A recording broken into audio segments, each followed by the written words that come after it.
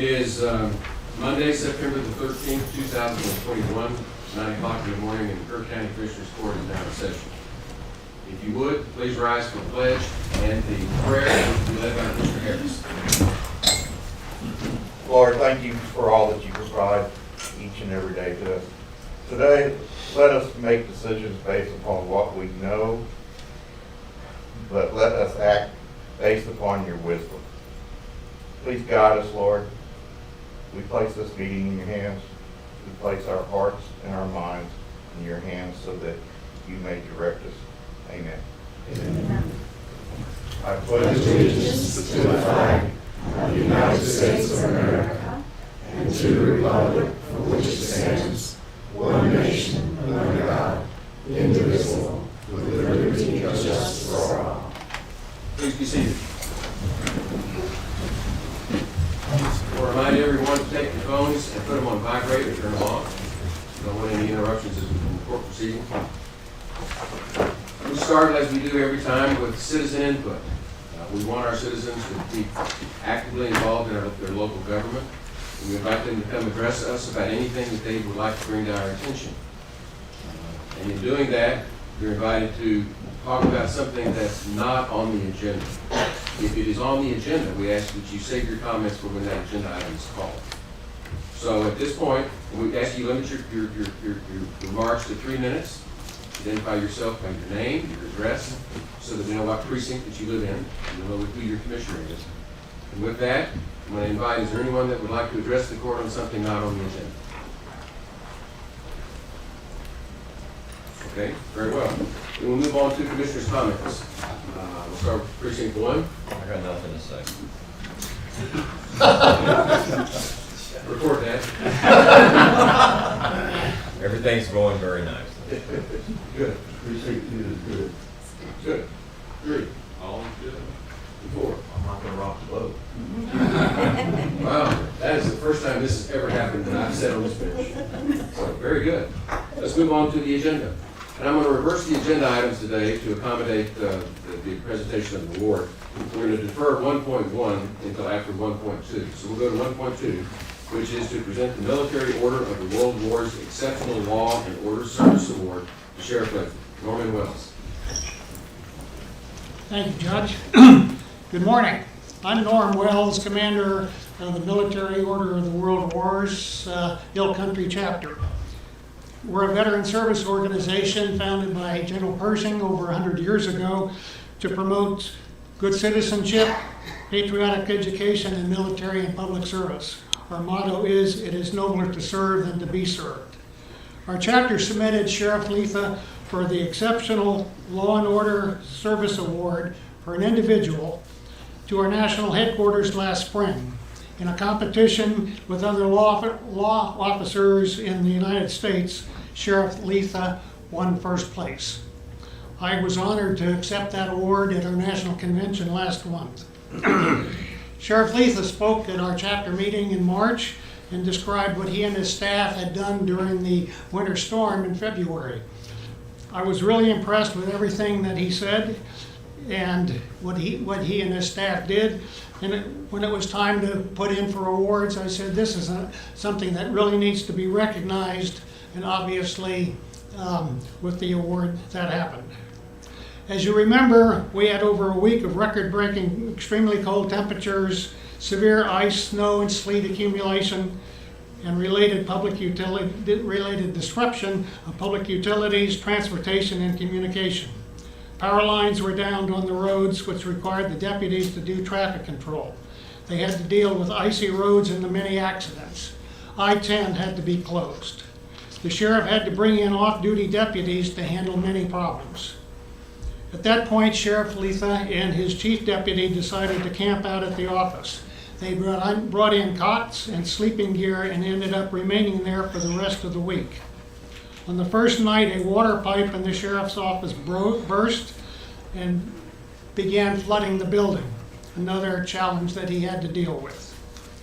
As the weather continued to get worse, many deputies and staff members slept in the hallways at the office because they are unable to return home to their families. Many jail staff and dispatchers found themselves in the same situation. Communicating information to the public was a major problem because of the down power and phone lines. The sheriff initiated a program to use Facebook to advise the public on storm information, road closures, shelter locations, etc. Their posts reached over 220,000 people and were shared 3,400 times. In addition to protecting county residents, Sheriff Letha was also responsible for the safety and security of the county jail inmates. Because of the prolonged road closures and widespread disaster covering much of the state, food distributors were unable to make their scheduled deliveries. The sheriff arranged with a local grocery store to provide food for the inmates. The sheriff also had to arrange for diesel fuel to keep their generators running. With many county residents out of food and having no water, shelters were established to care for them. Sheriff Letha and his deputies brought food and water to the shelters. Many of the responses handled under Sheriff Letha's direction were welfare checks. Because of the widespread and many days-long power outages and failed communication systems, with icy conditions and downed trees and utility poles making roads virtually impassable, many rural residents were out of touch with relatives, neighbors, or emergency aid. When a concerned party called the sheriff's office to request a welfare check, deputies were dispatched to the residents since that was the only way to accomplish the check. Frequently, the deputies' official vehicles were unable to travel on the icy roads. Then some deputies used their personal four-wheel drive vehicles to reach the residences. In one instance, the people were safe but out of firewood. The deputy delivered firewood to the family so they could maintain some heat in their home. There were many other similar instances of deputies rendering humanitarian aid to Kerr County residents. During the weather emergency, the sheriff's office answered 3,782 calls and dispatched 538 calls for service. Remarkably, there was no loss of life due to the weather event in Kerr County. Sheriff Letha's exceptional leadership, judgment, experience, innovation, and determination to protect the people of Kerr County enabled his department to overcome a wide variety of formidable challenges.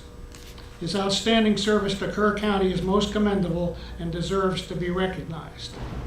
Sheriff Letha, I'd like now to present the award, and we go up and get some pictures for it.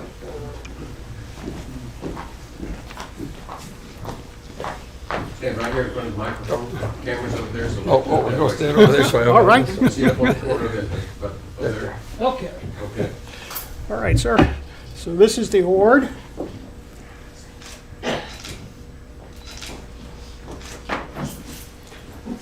And this is the citation that goes with the award.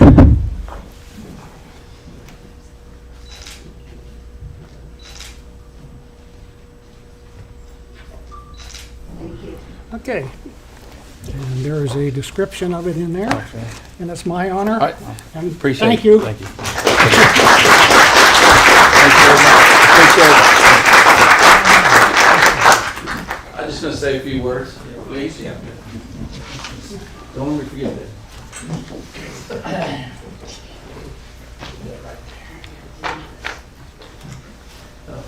Anyway, yeah, I want to thank Norm. I want to thank y'all for that award. Obviously, it said individual, which we all know it was an individual award. I mean, I appreciate it. I'll take it to the Sheriff's Department and proudly display it. But what I do want to thank is all the other people. You know, when Rusty left, he said, Larry, you got a good group of people. Be sure and take care of them. And he was right. I tell you what, I guess we could call that the Kerr County Inn for that week, because, I mean, we had them sleeping all over the place. We even got to Judge Hoynes' jury room, actually.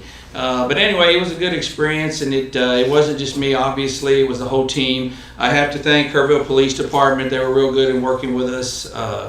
Ingram Police Department, and a special thanks to our volunteer fire departments. They really, like you said, we only had one four-wheel drive pickup at that time. But the fire departments were real good out on the west end and east end, getting to the people we couldn't. We answered every call. Really appreciate their help. I hate to start thanking people because I always leave people out. Obviously, Clint was very good at social media. I knew when I campaign, people want to just know what's going on, and that's where we brought Clint in. He did an excellent job. He was actually our weatherman for a few days there when Dr. Doppler was out of commission because there were no radios or phones. But obviously, and Dub did a tremendous job keeping people posted and stuff. So it was a full team effort. It wasn't just me. I just kind of drove the, I guess you call it the bus per se. But in addition to that, Commissioner Harris had asked me to put together a committee of different people, and it's not to gripe about what happened, but to figure it out. I'm already here in this February, and I hate that because this is supposed to be that once in every 50-year storm, right?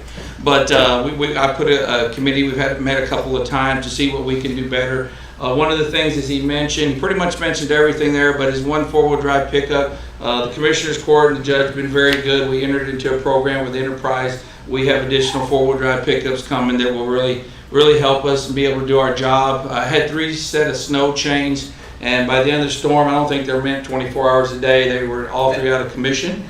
But we just received 8 pairs next week. So in our preparation, we're preparing for the storm. But everybody joined together. I have to thank Calvary Church early on, as I see people were trying to get stranded on the interstate. Got with Pastor Way. Within 24 hours, we had a facility up and running. I think he housed up to 75 at one time. That's where I ate supper every night, about 10. We had 3 square meals a day, hot meals. But everybody came together. I'm really proud of this county, and I appreciate this award. Thank you. And Sheriff, we're proud of you.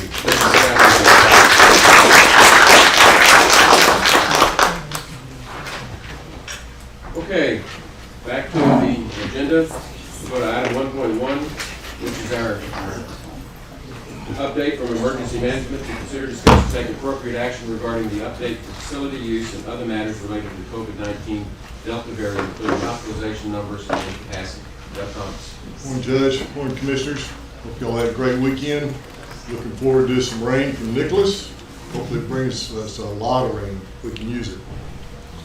All right, I'm going to kind of update you on the vaccine and the Delta virus for COVID-19 that we've had over the last 2 weeks since my last time I was here. The number for vaccine data, the number of vaccines allotted for Kerr County so far is still 20,100. The number of vaccines administered, total of vaccines, has been 43,901. People vaccinated with 1 dose is 24,953. People fully vaccinated, and this is as of this morning, is 21,218. Vaccinations by age, and this is the percentage of folks that DSHS believes a certain population. Age 12 through 15 have been 427. Fully vaccinated, 16 to 49 is 6,164. Ages 50 to 64 is 5,390. 65 to 79, 6,790. 80 plus, 2,442. And they give an age unknown. I don't know how they come up with that, but 5 total. Vaccinations by percentage, 12 and up is 54.14. Fully vaccinated is 46.03 for 12 and up. 65 plus that have received 1 dose is 69%, and 65 plus fully vaccinated is 62.5%. From the Department of State Health Services dashboard, and this is the numbers as of this morning, hadn't been updated for today, but active COVID-19 is 236, recovered is 5,404, and there have been 107 fatalities. Peterson Regional Hospital, I've tried finding out what our hospitalizations were from over the weekend, but they're still, the number I have is from Friday at 36. I should get an update today, probably by noon, by what our hospitalizations are for today. RMOC, which is the Regional Medical Operations Center for inpatient COVID cases, that number is, along with our total hospitalizations, the inpatient capacity for Region 8, or TSAP, which Kerr County is a part of, Trauma Service Area P, is 1,224, 17.4% of the hospital occupancy in the region.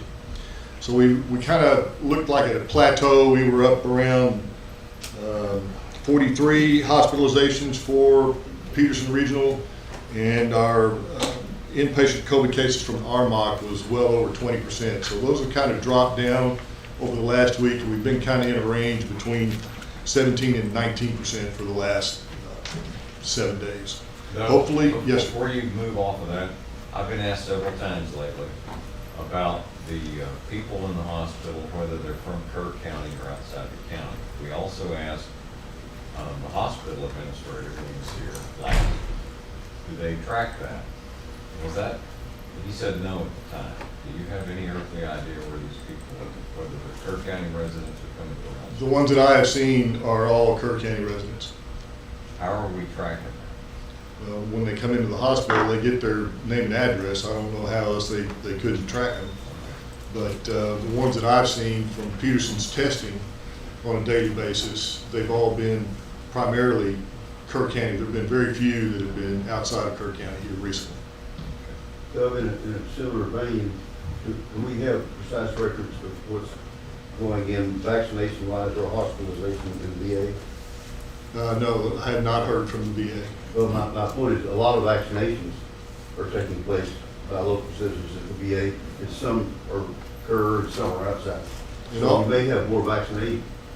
Actually, all those vaccinations should be reported to DSHS. They are? Yes, sir. That's what I'm asking. Yeah, all that, vaccinations and testing all should go through DSHS. Yeah, they're central record keepers. So we should, yes, sir, yeah. Vaccination clinics, on August 23rd, the Department of State Health Services came out. We had I'm sorry, not DSHS, but their contractor came out, and we did a vaccination clinic at the Youth Event Center. 29 people were vaccinated with their first dose at that time. Next Monday, September the 20th, DSHS's contractor will return to the Youth Event Center from 9 a.m. till 3 p.m. We will be doing second doses for those that received their first dose last month, and if we have any additionals that want to get their first dose, by all means, they're welcome to come out. On a note not related to COVID, but the fact that we use the Youth Event Center, something that we've done for at least 12 years that I'm aware of is our annual flu clinic. It's a drive-through event. Just because of COVID, before it was a way to walk in or drive-through, depending on which way you wanted to get your vaccine. And we vaccinated 904 individuals with the flu vaccine on last week, on the 8th. And let me follow up on that. We've been doing this for over a decade for the flu clinic. Yes, sir. And how many shots in arms can we do with that? That was 904 that day. That's what you did that day? Yes, sir. And that was just the drive-through. Right. So everybody's been asked before about vaccinations and why the vaccinations haven't been here in Kerr County originally, when we had the greatest capacity of any county in the region. You know, last year our number was, last year I think our flu shot numbers was well over 1,000. It's 1,116. So I'm telling Austin so that they know. Right. We have that kind of capacity. And that was drive-through only. I can't imagine what we could have done if we'd had the drive-through and the walk-in. Deb, this is the first time I can remember that you started out and talked about COVID, and first time I've seen it talked about the COVID-19 Delta variant. Are we just calling everything variant now? Because it's my understanding we don't test for it. We don't test for it.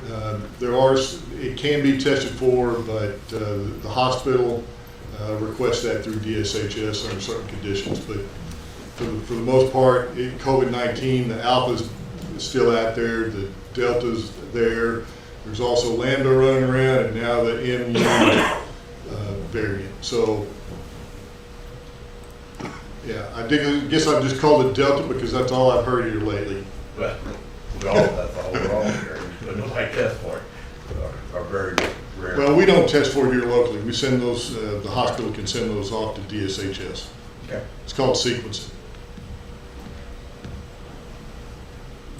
Any questions, y'all? No? Anything else? Doing a great job. Keep it Thank you, up, sir. I appreciate it. Okay, item 1.3 on the agenda. And we do have a 9:30 presentation, I know. We'll get to that here in just a second. Let's do 1.3, which is consider, discuss, and take appropriate action to approve the current 9/11 budget. Mark Del Toro. Good morning, Judge. Good morning, Commissioners. I am here in accordance with Texas Health and Safety Code, Chapter 772, Subchapter D, to ask your approval of our fiscal year 2022 budget. This budget was approved by my Board of Managers on August 12th. It is a balanced budget. It is a slight decrease in, projected decrease in revenue over fiscal year 2021, and I have adjusted the budget accordingly to fit within the means. And I'll be happy to answer any questions over the budget. I noticed it right off that we went down a little bit. Yes, sir. Our wireline service fees continue to slide downwards because folks are just getting rid of their hardwired phones. It's becoming a relic. Wireless fees have plateaued, and VoIP are still on the uptick. They're keeping us alive. I move to accept it. Second. Motion been made by Commissioner Baloo, seconded by Commissioner Harris to approve the current 9/11 budget. Any discussion? Question, Mark. Yes, sir. The wireless, or the phone, is the revenue decreasing?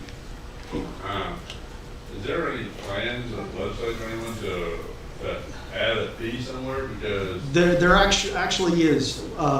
As being one of the 27 emergency communication districts in Texas, we have a 911 alliance.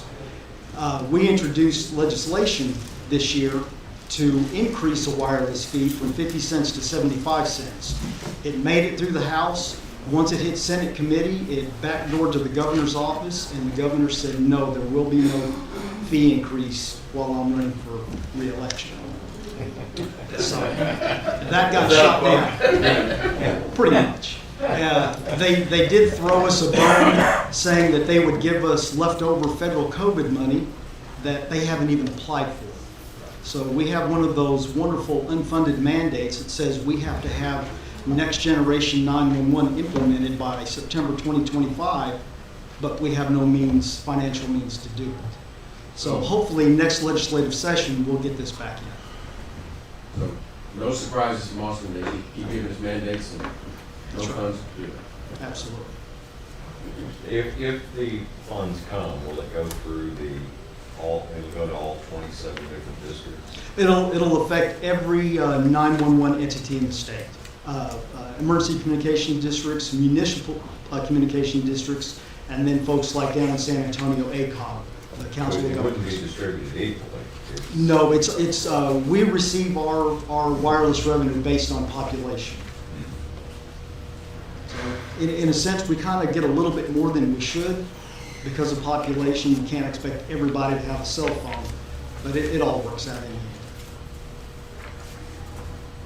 Very good. Those in favor, raise your hand. Unanimous, 5-0. Thank you, gentlemen. Thank you, Mark. Squeeze in another one. Let's go to item 1.4. Consider, discuss, and take appropriate action to authorize the airport manager, Mary Warner, as an authorized agent for the airport sponsor, Kerr County, to sign temporary closure for the non-aeronautical special event request for the Airport Race Wars 2 event scheduled for October 23-21. Yes, ma'am. Good morning. Like a diesel driver? I'm ready for it, man. This time, at least I know what I'm doing this time. Hey, good morning, everyone. My name is Mary Brewer. I'm the airport manager at Kerr County Airport.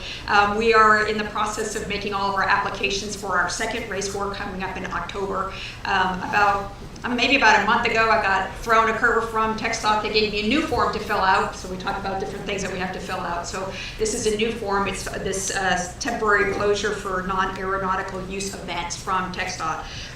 Basically, over the past 18 months, many communities used all airports, lots of different airports for different outside events. Big wide open spaces. They were using them for 5K runs and for graduation ceremonies and for just everybody to get out there and get outside and be in a large open space. And then we've also had other car races. So Txdot felt they needed to figure out a way to make sure that everybody in the community knew that the airport was getting closed for a reason. In their mind, especially Txdot Aviation, that the runway should be used for aircraft. So they wanted to make sure if there were folks that were affected by it that we would get out in there. So they've asked us to go to our sponsors, which is the county and the city, to make sure y'all are aware of what we're doing at the airport. And I have a big application that I've put together to sign, and if y'all, it was approved at our last board meeting, so let me know. And Ross Donegan is here to answer any questions that he may have or you may have regarding things like diesel race cars and things. I don't know anything about that, so we're here to answer any questions that you may have. I just want to know if you're gonna race those 18-wheelers. Yes, I did talk with them over the weekend. They are coming back out. Well, I'm all in. And for those of you that don't remember, when we did this last year, Ross originally came to me and wanted we had to have county court approval at that point, and wanted approval, and I was concerned that we didn't have enough safety measures in place, social distancing and all the COVID protocol. And he asked to come talk to me. We sat down around that round table in my office, and he said, "What do we need?" And I sat there and said, "Well, we'd like to see this, we'd like to see that, and we went through a list of about a half a dozen things, and he agreed to all of them. And so I'm just telling you, they have been this has been a very mutually beneficial relationship. We agree at the airport as well. And it's definitely benefited the county and city both. With just the amount of. If you're going to speak, I need to. Sorry. People at home can't hear you. Sorry, we've developed the following. People really do watch. Oh, well, that's good. So, no, it's been both beneficial for the county and the city both. We get great exposure across the state, even a little bit outside the state as well. People coming in. We put a pretty decent amount of money to get these people to draw in. But I know at the city council meeting, after the event in March, they said it was very close to, as far as revenue brought in, was very close to a Black Friday event for the county and city. So we were stunned with those numbers, but it's definitely a good thing, and we expect a better turnout because the rain kept us down a little bit back in March. So we're hoping for a better turnout this time, and hopefully even better revenue numbers. Well, we like those good surprises. Absolutely. And for those at home that don't know, this Ross Donegan sponsors the event. Yes. I'm the one that puts it on and takes care of all the major headaches with it. So. Appreciate it. I'll move for approval of the agenda. Second. A motion been made by Commissioner Letts, seconded by Commissioner Gibson, to approve the event as presented. Any discussion? Those in favor, raise your hand. Unanimous, 5-0. Thank you. Thank you. Appreciate it. Thank you, Ross. Thanks, Mary. Thank you all. Okay, we've got a 9:30 event that I'm going to go ahead and call at this time. We have people in from out of town. And that is item 1.9, which is the presentation regarding Workforce Alamo Solutions Programs. Dan Wallace. If you would, Dan, introduce your person accompanying you here. I want to make sure everybody knows we're fully staffed today. Well, good morning. This is our director, Gabriella Horbach. She accompanied me here today because she believes strongly in the program we're about to present to you.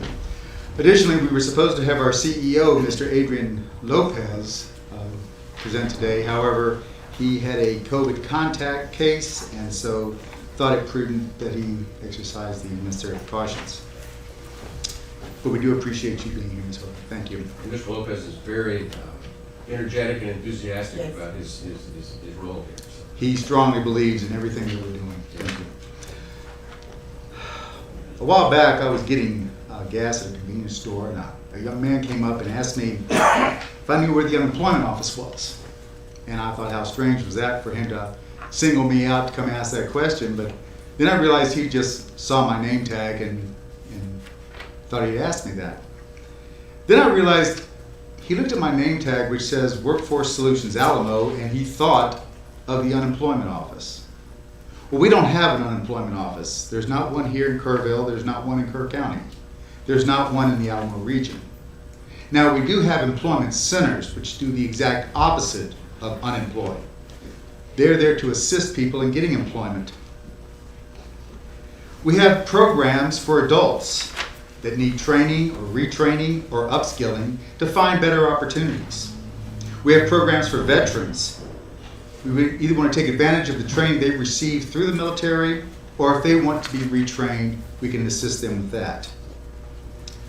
We have programs for those that have special needs, our disabled folks. We served hundreds of them this past summer in getting them opportunities to work. And we have a program that I'm here to talk about today that puts food on the table of the Wallace household, and that's our youth program. This is for youth 16 to 24 years of age with a barrier. Now that barrier could be anything from a criminal background, teenage pregnancy, or simply on the lower end of the socioeconomic realm. The program allows us to pay their salary, hold the liability for them while they work for you. We'll do that for about 3 months to let you kick the tires, if you will, check them out, see what you think about them, while we pay that salary. They get valuable resume material and experience. We would provide the salary, you would provide the training and the operational supervision. And we've had quite a bit of success with this program. We had a young lady that was working 2 part-time jobs here in Kerrville trying to make ends meet, was struggling. She lost one of those jobs. She knew she was in dire straits. She approached us and we helped her out. She said she wanted to do something in the customer service computer arena. So we put her in a training program through LeaderQuest, and then a work experience program with one of our partners, the Kerrville Chamber of Commerce. And now she's working over there as a full-time employee for them. The program works. We have hundreds of these success stories throughout the region. So we're here today asking for you to partner with us, the county, to help us, help you, help them, help the community. On behalf of our CEO, Mr. Adrian Lopez. That was so impactful. Repeat the phrase you just said. Help Us, help you, help them, help the community. Thank you. On behalf of our CEO, Mr. Adrian Lopez, and the staff of the Workforce Solutions Alamo, I'm Dan Wallace, and I thank you for allowing us to make a presentation this morning. Are there any questions I can answer? Where does funding come for this program? This is a federally funded grant that we have. The channels down from Texas Workforce to the board, Mr. Lopez, and then to us at the center. And y'all work closely with ACOG? Yes, we do. That's where I met Mr. Lopez. They're a great partner with us as well. But I really like the phrase, help us, help you, help them. It's fitting. Is this ongoing or is it a grant? This is it's ongoing. Ongoing. So you gave an example. What kind of things did you think that these folks have learned at the county? Where's the bulk of the people that come to you? What kinds of jobs are they seeking? What kind of training do they need? That is so widespread. It depends on the youth that we're recruiting, that we're talking with. One that I like to see, and it's because I spend a lot of time in human resources, but every human resources department anywhere always needs help. They always do. And if you talk to the human resource managers, they're saying things like, if somebody could just catch the phones, just do that, just to free me up to get things moving. So we can have administrative positions, clerical positions. We can have, we have medical positions. We have, we put people to work in the parks department. It's just a wide slew. One of the things that we're looking at undertaking now with the 911 dispatchers, they've recently mandated that they become Txdot certified, and we had some success in Pleasanton putting people to work as 911 dispatchers. They came in, they looked at these individuals, they said they have what it takes, and they're now working. Before they were making like $8 an hour at a local fast food place, and now they're making something like $20 an hour in a career opportunity. And that's what we're looking for, is career pathways. Well, I'm sorry you didn't get to meet Mark Del Toro when he was here, because he's here, Director of 911. But I do want to introduce you to Jennifer Goss, our HR Director. I'm sure she'll back me up on that phone call thing. Thank you for coming. We really appreciate you driving up here and making the presentation to us. Thank you. Thank you. Okay, we'll go back to the regular agenda and item 1.5, which is to consider, discuss, and take appropriate action to approve the revised bylaws of the Kerr County Historical Commission. Ms. Bond. You lost your escort, I see. you walked in, Mr. Miller. My name is Michael Louise Bond, but I'm known as Bunny. My home address is 213 Stephanie Drive, Kerrville. I live in Precinct 4, so Don Harris is my commissioner. I'm here today representing the Historical Commission, and I'm currently serving as the first vice chair of the commission. So the request today is for the county judge and the 4 commissioners to ratify the revised bylaws for the Historical Commission. The commission was created in October of 1975, so it's almost 41 years old. The bylaws were last revised in 2009. At that time, a handbook was created that contained both operating policies and bylaws and some forms. It's been years since the handbook was copied and distributed to members of the commission. So a decision was made to revise the bylaws, incorporate the operating policies into the bylaws to create one document that hopefully will be easier to consult and to follow. Per the suggestion of the Texas Historical Commission, the revised bylaws were submitted to the county attorney and to the county auditor for review before submission to the Commissioner's Court for ratification. There were 4 members of the commission involved in revising these bylaws. The chair, Julie Mosty Leonard, she's out of town today. The treasurer, Wilma Council Teague, who's present. The chair of the Portal to Texas History, Mary Elaine Adamak Jones, and she's currently out of town today, and myself. As I mentioned, the commission celebrates 46 years as a part of Kerr County government in October this year. And just as a reminder to all of us, Kerr County was organized on January the 26th, 1856. So we have 165 years of county history to record, commemorate, and preserve.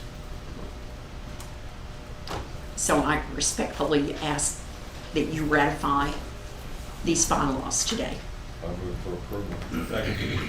Motion's been made by Commissioner Baloo, seconded by Commissioner Harris to approve the bylaws as presented for the Kerr County Historical Society. Any conversation about that? That's good. Okay, those in favor, raise your hand. Unanimous, 5-0. Thank you very much. Don't leave the podium. Let's go on to number 1.6. Consider, discuss, and take appropriate action to approve the use of the Kerr County logo on official documents of the Kerr County Historical Commission. Ms. Bond. Yes, and again, I'm asking today, on the advice of the county attorney, that the Commissioner's Court give us permission to use the county logo on selected official documents of the Historical Commission. So this was your idea? What kind of stuff, Bunny? Is this letters that go to the state or what? Yes, probably on a letterhead, but more specifically right now, we're going to have the bylaws printed up, so we want a cover sheet, and we would appreciate being able to use the logo there.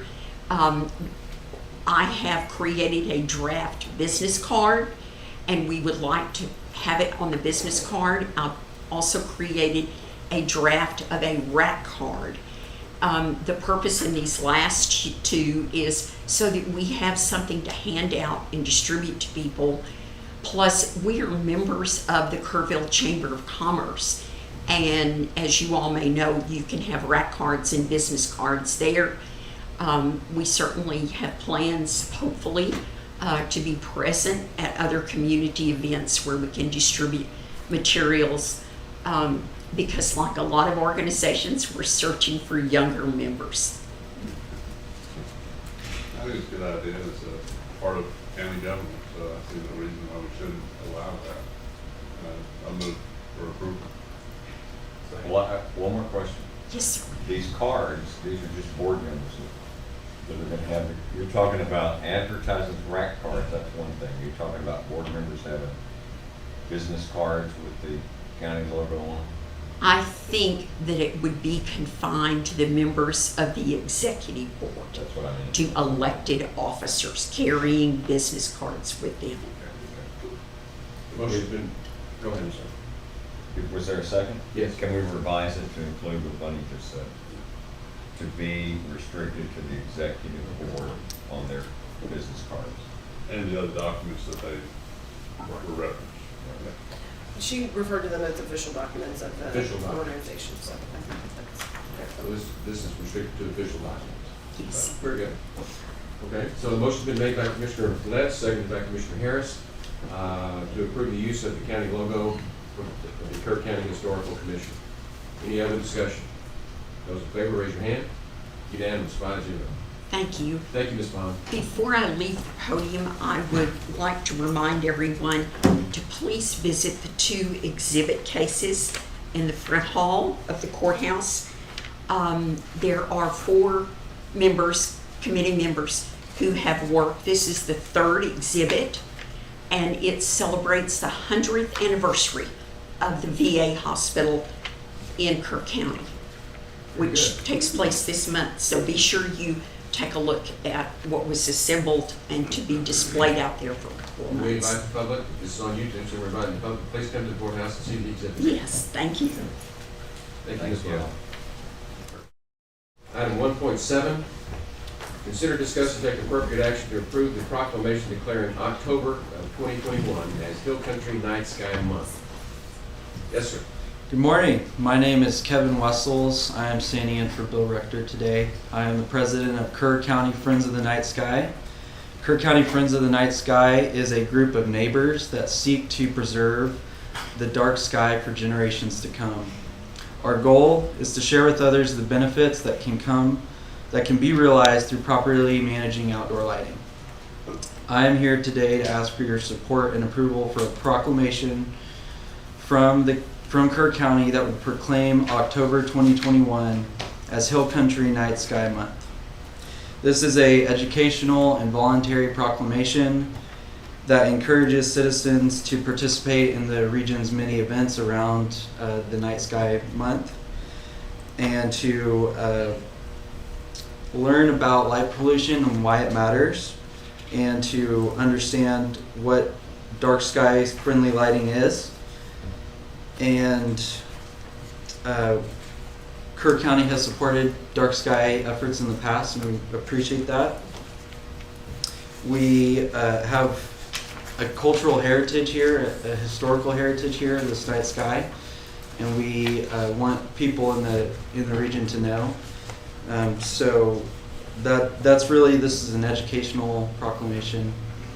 And for me personally, I was born and raised in Kerr County. I enjoyed the night sky growing up, and I want my kids and their kids to be able to enjoy that same night sky, and so that's what we're working towards. And lastly, I just want to invite you all to a private star party at UBARU, which is a retreat center in Kerr County that has a night sky observatory. And they are International Dark Sky Association approved dark sky facility.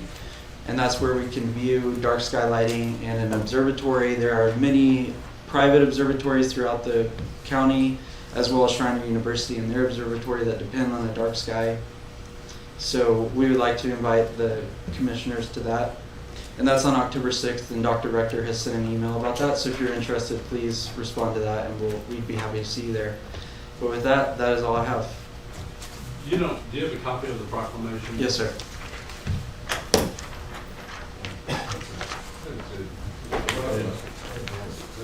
Oh, he was unable to attach it, so he sent it in an email. I've seen it through the city email.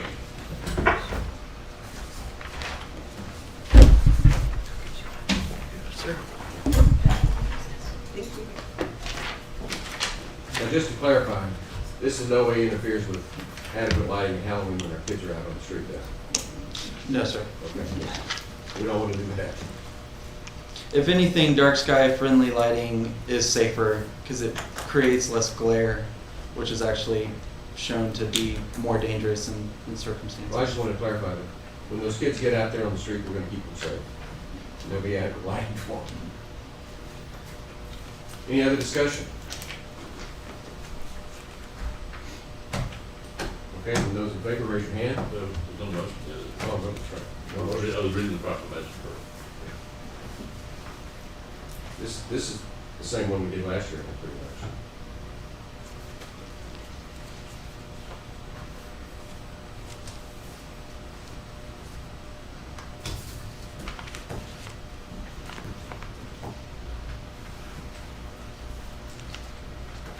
I move for approval. I'll second. We've got a motion from Commissioner Harris and a second from Commissioner Gibson to approve the resolution proclaiming October of 2021 as the Hill Country Night Sky Month. Any other discussion? All in favor, raise your hand. Opposed? 4-1. Thank you. Thank you. Commissioner Arlow. Item 1.8, consider, discuss, and take appropriate action regarding the donation of artwork for the courthouse from George Waring. Mr. Waring? Good morning, Commission. My name is George Waring, AV Arts. I reside on the north side community, so I believe that would be precinct 2. All right, I'm just trying to get some pictures approved, or a picture approved of the old courthouse to be hung. I'll frame it. It's just a sketch. I have to finish it, but I would like it to be hung up here as a donation. Is that possible? Okay. We take a look at it? Yes. It's not through yet? No, I wanted to get approval on it before I just finished And it. if I'm not mistaken, I think this courthouse was built in 1926. That's the oldest picture I found of the courthouse. And what we're talking about is a drawing of the original courthouse that burned, Yes. which would be of historical value. Right. Now, I wanted to put Kerrsville because at that time I believe it was Kerrsville. It was Kerrsville. All right, so I did a little research on it. And a lot of people don't remember that the original county seat of Kerr County was Comfort. And in the Civil War, for reasons, the county seat was moved to Kerrsville. I'm also in the library. I have a 4-piece display over there, and I'm at the art gallery too. I just wanted to make some kind of donation, give back to Kerrsville type. And we appreciate that. That's Really. awesome. I'll make a motion that we accept the donation. Second.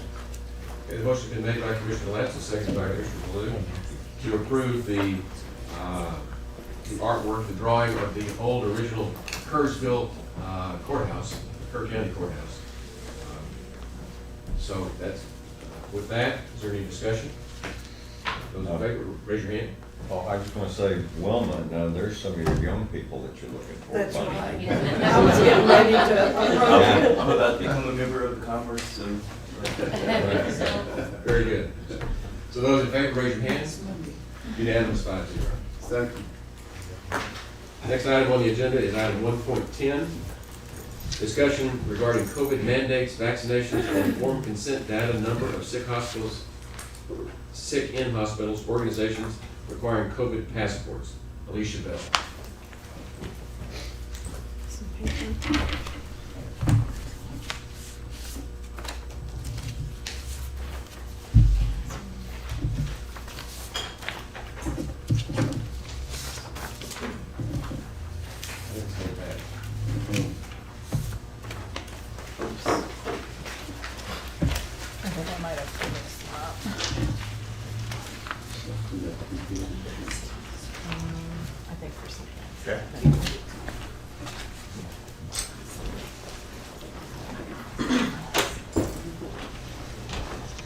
Good morning.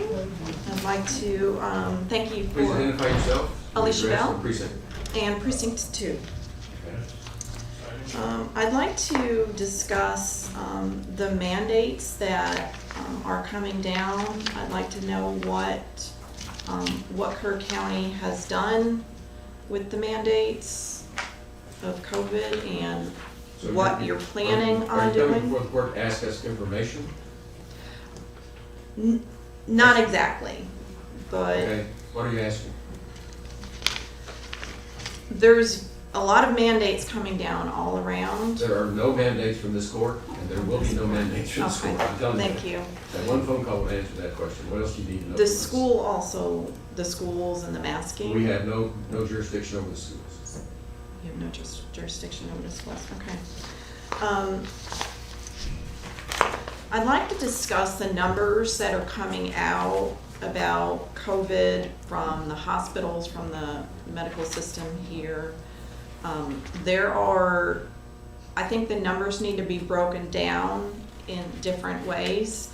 How many people are in a hospital that tested positive through the PCR that are there for other than COVID reasons? You're asking us that? Right, the numbers that are coming, that are being presented to the court. We have no control over those numbers. If you want information about the numbers, you need to go to Peterson because that's who's providing the numbers. Okay, because what I'm saying is there, and this is not exclusive to North Carolina, but doctors want to be scary to the public and inflate COVID numbers. So Ma'am, what are if you asking don't about? get vaccinated, We have nothing to do with North Carolina. What are you asking? I of this court? understand, but it's not exclusive. This is happening all over the country. Ms. Bell, this is the second time that you put items on the agenda that we have no jurisdiction over whatsoever. I have been very tolerant and lenient on this. If you have action for this court to take, this is your opportunity to ask us. But you really need to have these issues vetted by your commissioner before you put them on the agenda. Normally, citizens don't just walk in and put items on the agenda. You go through your commissioners to talk to them about it. I understand that there are a lot of things going on out there. There's a lot of hysteria.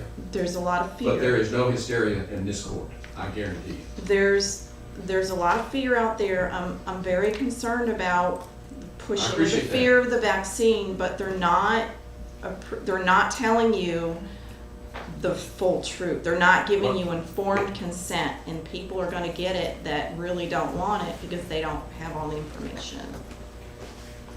There's a lot of confused information. There's one, and that starts at the CDC, comes all the way down to Kerr County and all the other counties, so. I will read something from the CDC, Ma'am, and this is how they determine the Ma'am, numbers, whether they're considered Ma'am, you are vaccinated. limited to what is on the agenda. You wrote this agenda item, you asked us to put it on the agenda, we did. And there's nothing we can do about it. So you can read all you want, but it's not relevant to the actions of this court. We are here to govern the local community. We're not here to listen to what's on the internet or what's on Fox News. We're not here for that. This is from the CDC. I don't care. There's nothing we can do about it. The CDC does what the CDC does. I know you're new from California and you don't understand how Texas local government works. But we're the county. We're the lowest level of state government. And we don't have the authority to do anything with the CDC or Washington or Austin. They tell us what to do. We don't like what they tell us to do sometimes, but nonetheless, we're required to abide and follow the law. So what I'm saying about the CDC, they're the ones that determine what numbers the hospital is reporting, which in turn puts fear in people's minds to take the shots. And there's nothing we can do about that. Why are you here to talk to us? Thank you. That's what I'm trying to understand.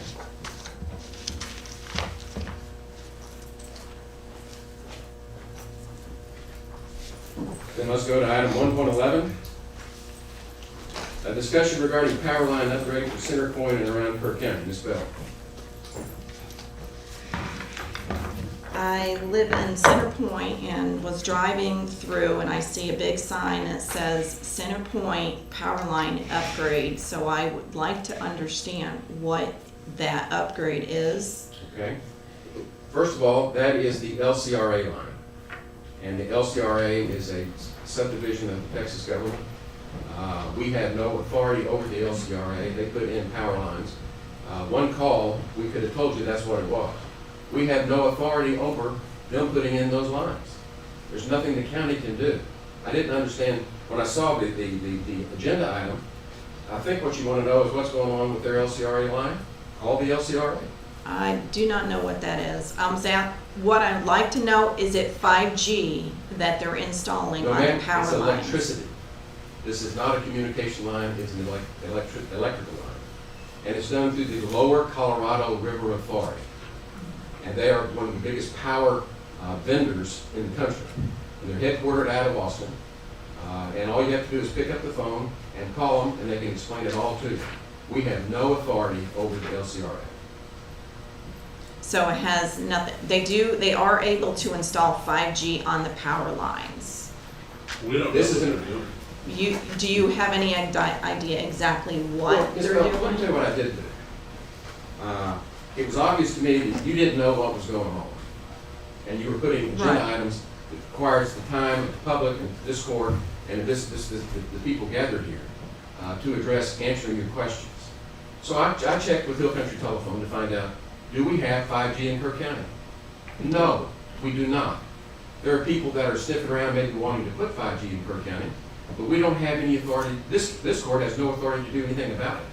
They have 5G in Fredericksburg. You do not have it in Center Point, and you do not have it in Kerrville. T-Mobile shows, in T-Mobile's map, they show there is 5G. Well, then you need to take that up with T-Mobile. We have no authority over that. That's handled at the state level. I know you haven't learned Texas government, but a simple phone call to request information is the proper way to go instead of putting these items on our agenda and taking up the public's time to answer your questions. I'm sorry. I have a study, and it says, evidence for connection between COVID-19 and exposure to radio frequency radiation from wireless telecommunications, including microwaves and millimeter waves. Ma'am. This amplifies. I appreciate you have a study. And maybe it's from a bona fide expert, maybe it's fake news. I don't know. Let me tell you, It's a published peer review. There's nothing story. we can do about it. That's what I'm telling you. The county has no jurisdiction or authority over any of that.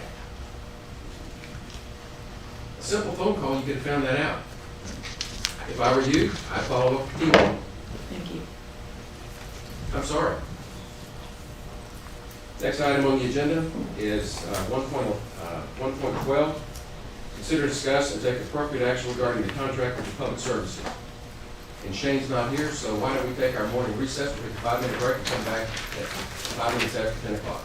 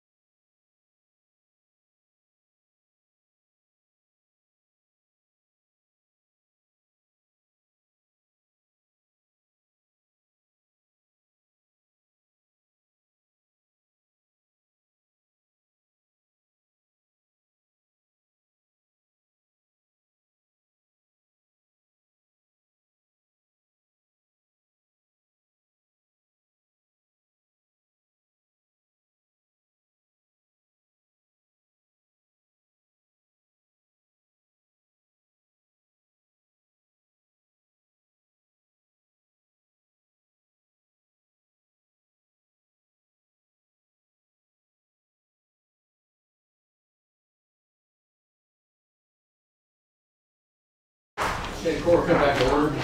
We do have some timed items that we are required to address at this time, which is the 9:45 items. And this is we'll start with item 1.17, which is a public meeting or hearing on the proposed Kerr County Lateral Roads 2021 tax rate. I convene the public meeting. It's come to order. Is there anyone who would like to address the court about the Kerr County Lateral Roads 2021 tax rate? There being no one, that meeting is adjourned. We move on to item 1.18. Consider, discuss, and take appropriate action to take a record vote to adopt the 2021 Kerr County tax rate. This will be the combined tax rate for Kerr County lateral road, county and lateral roads. Mr. Reeves. Good morning. On August 23rd of this year, the court unanimously proposed a tax rate for the 2021 tax year of 45.42 cents per $100 valuation. This rate represents the no new revenue tax rate for Kerr County's general fund and the lateral roads fund. The rate is broken down as 39.28 cents per $100 valuation for the maintenance and operations, interest and sinking fund 3.33 cents per $100 valuation, and the lateral road fund of 2.84 cents per $100 valuation. I looked at the auditor to make sure I had my numbers right. A notice of the proposed tax rate was published in a local newspaper in accordance with the Texas Property Tax Code. In addition to the notice, proper internet and website postings were made. A copy of how the motion needs to be made to adopt this tax rate has been included in your backup material, and this vote should be a record vote by roll call, Judge. Okay.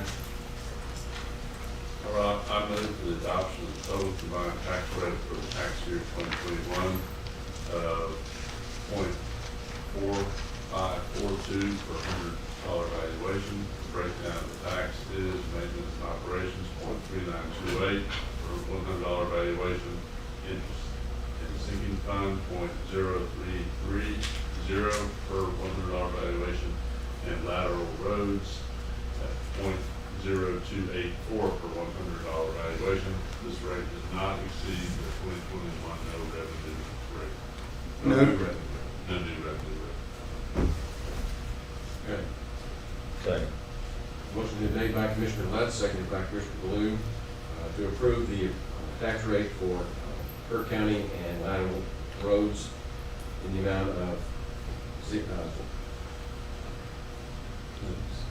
0.4542 per $100 valuation, as presented.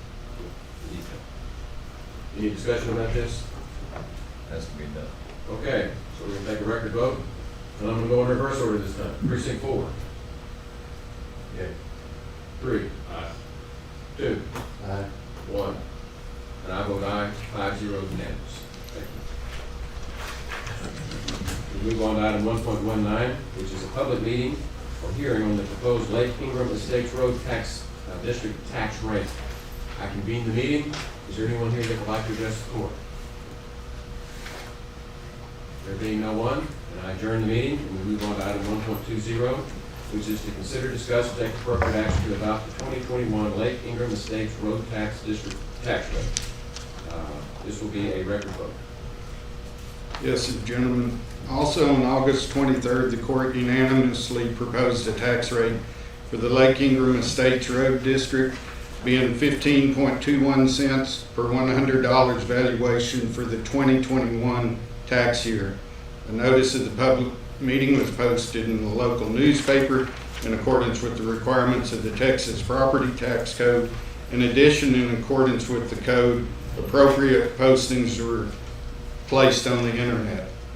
A copy of how the motion to adopt this tax rate should be read into the record may be found in your backup material. This also shall be a vote by roll call. I move to adopt the Lake Ingram Estate Road District tax rate of 0.1521 per $100 valuation for the 2021 tax year. The entire tax rate will be dedicated to the interest and sinking fund. Motion's been made by Commissioner Harris, seconded by Commissioner Letts, to approve the Lake Ingram Estates Road District tax rate. Is there any other discussion? Okay, we'll do a record vote. We'll start with precinct 1 this time. Yes. Precinct 2? Yes. Precinct 3? Yes. Precinct 4? Yes. And I vote yes, unanimous 5-0. Thank you, gentlemen.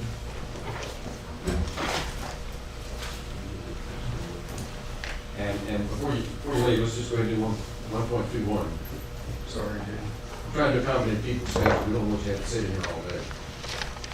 1.21 is consider, discuss, and take appropriate action to approve the resolution recognizing September 28, 2021 as the National Voter Registration Day and authorize the county judge to sign the resolution. Mr. Reeves. Thank you, Judge. National Voter Registration Day is the country's largest single-day voter registration drive and will take place on September 28, 2021. As many as 1 in 4 eligible Americans are not registered to vote. Each year, millions of Americans are not able to vote due to easily solvable issues such as missing a deadline or failing to update their registration after they've moved. Kerr County currently has 37,767 registered voters as of last Friday. Could you repeat that number? 37,767 registered voters as of last Friday. Thank you. Each month, our elections office offers a volunteer voter registration testing. This testing commences after completion of at-home training regarding the laws of voter registration. These volunteers then take a test in our office. After passing, the volunteers are then able to register voters and conduct drives. It should be stressed that every person that is legally eligible to vote should have the opportunity to register and cast the votes. I've included a resolution in your backup material. I respectfully request the court to approve it and authorize the county judge to sign. Okay, so motion from Commissioner Letts Okay, I'll say. and Commissioner Blue, second. Any discussion? Yeah. Bob, how are we gonna promote this, or what's the plan? I will get with our Lisa?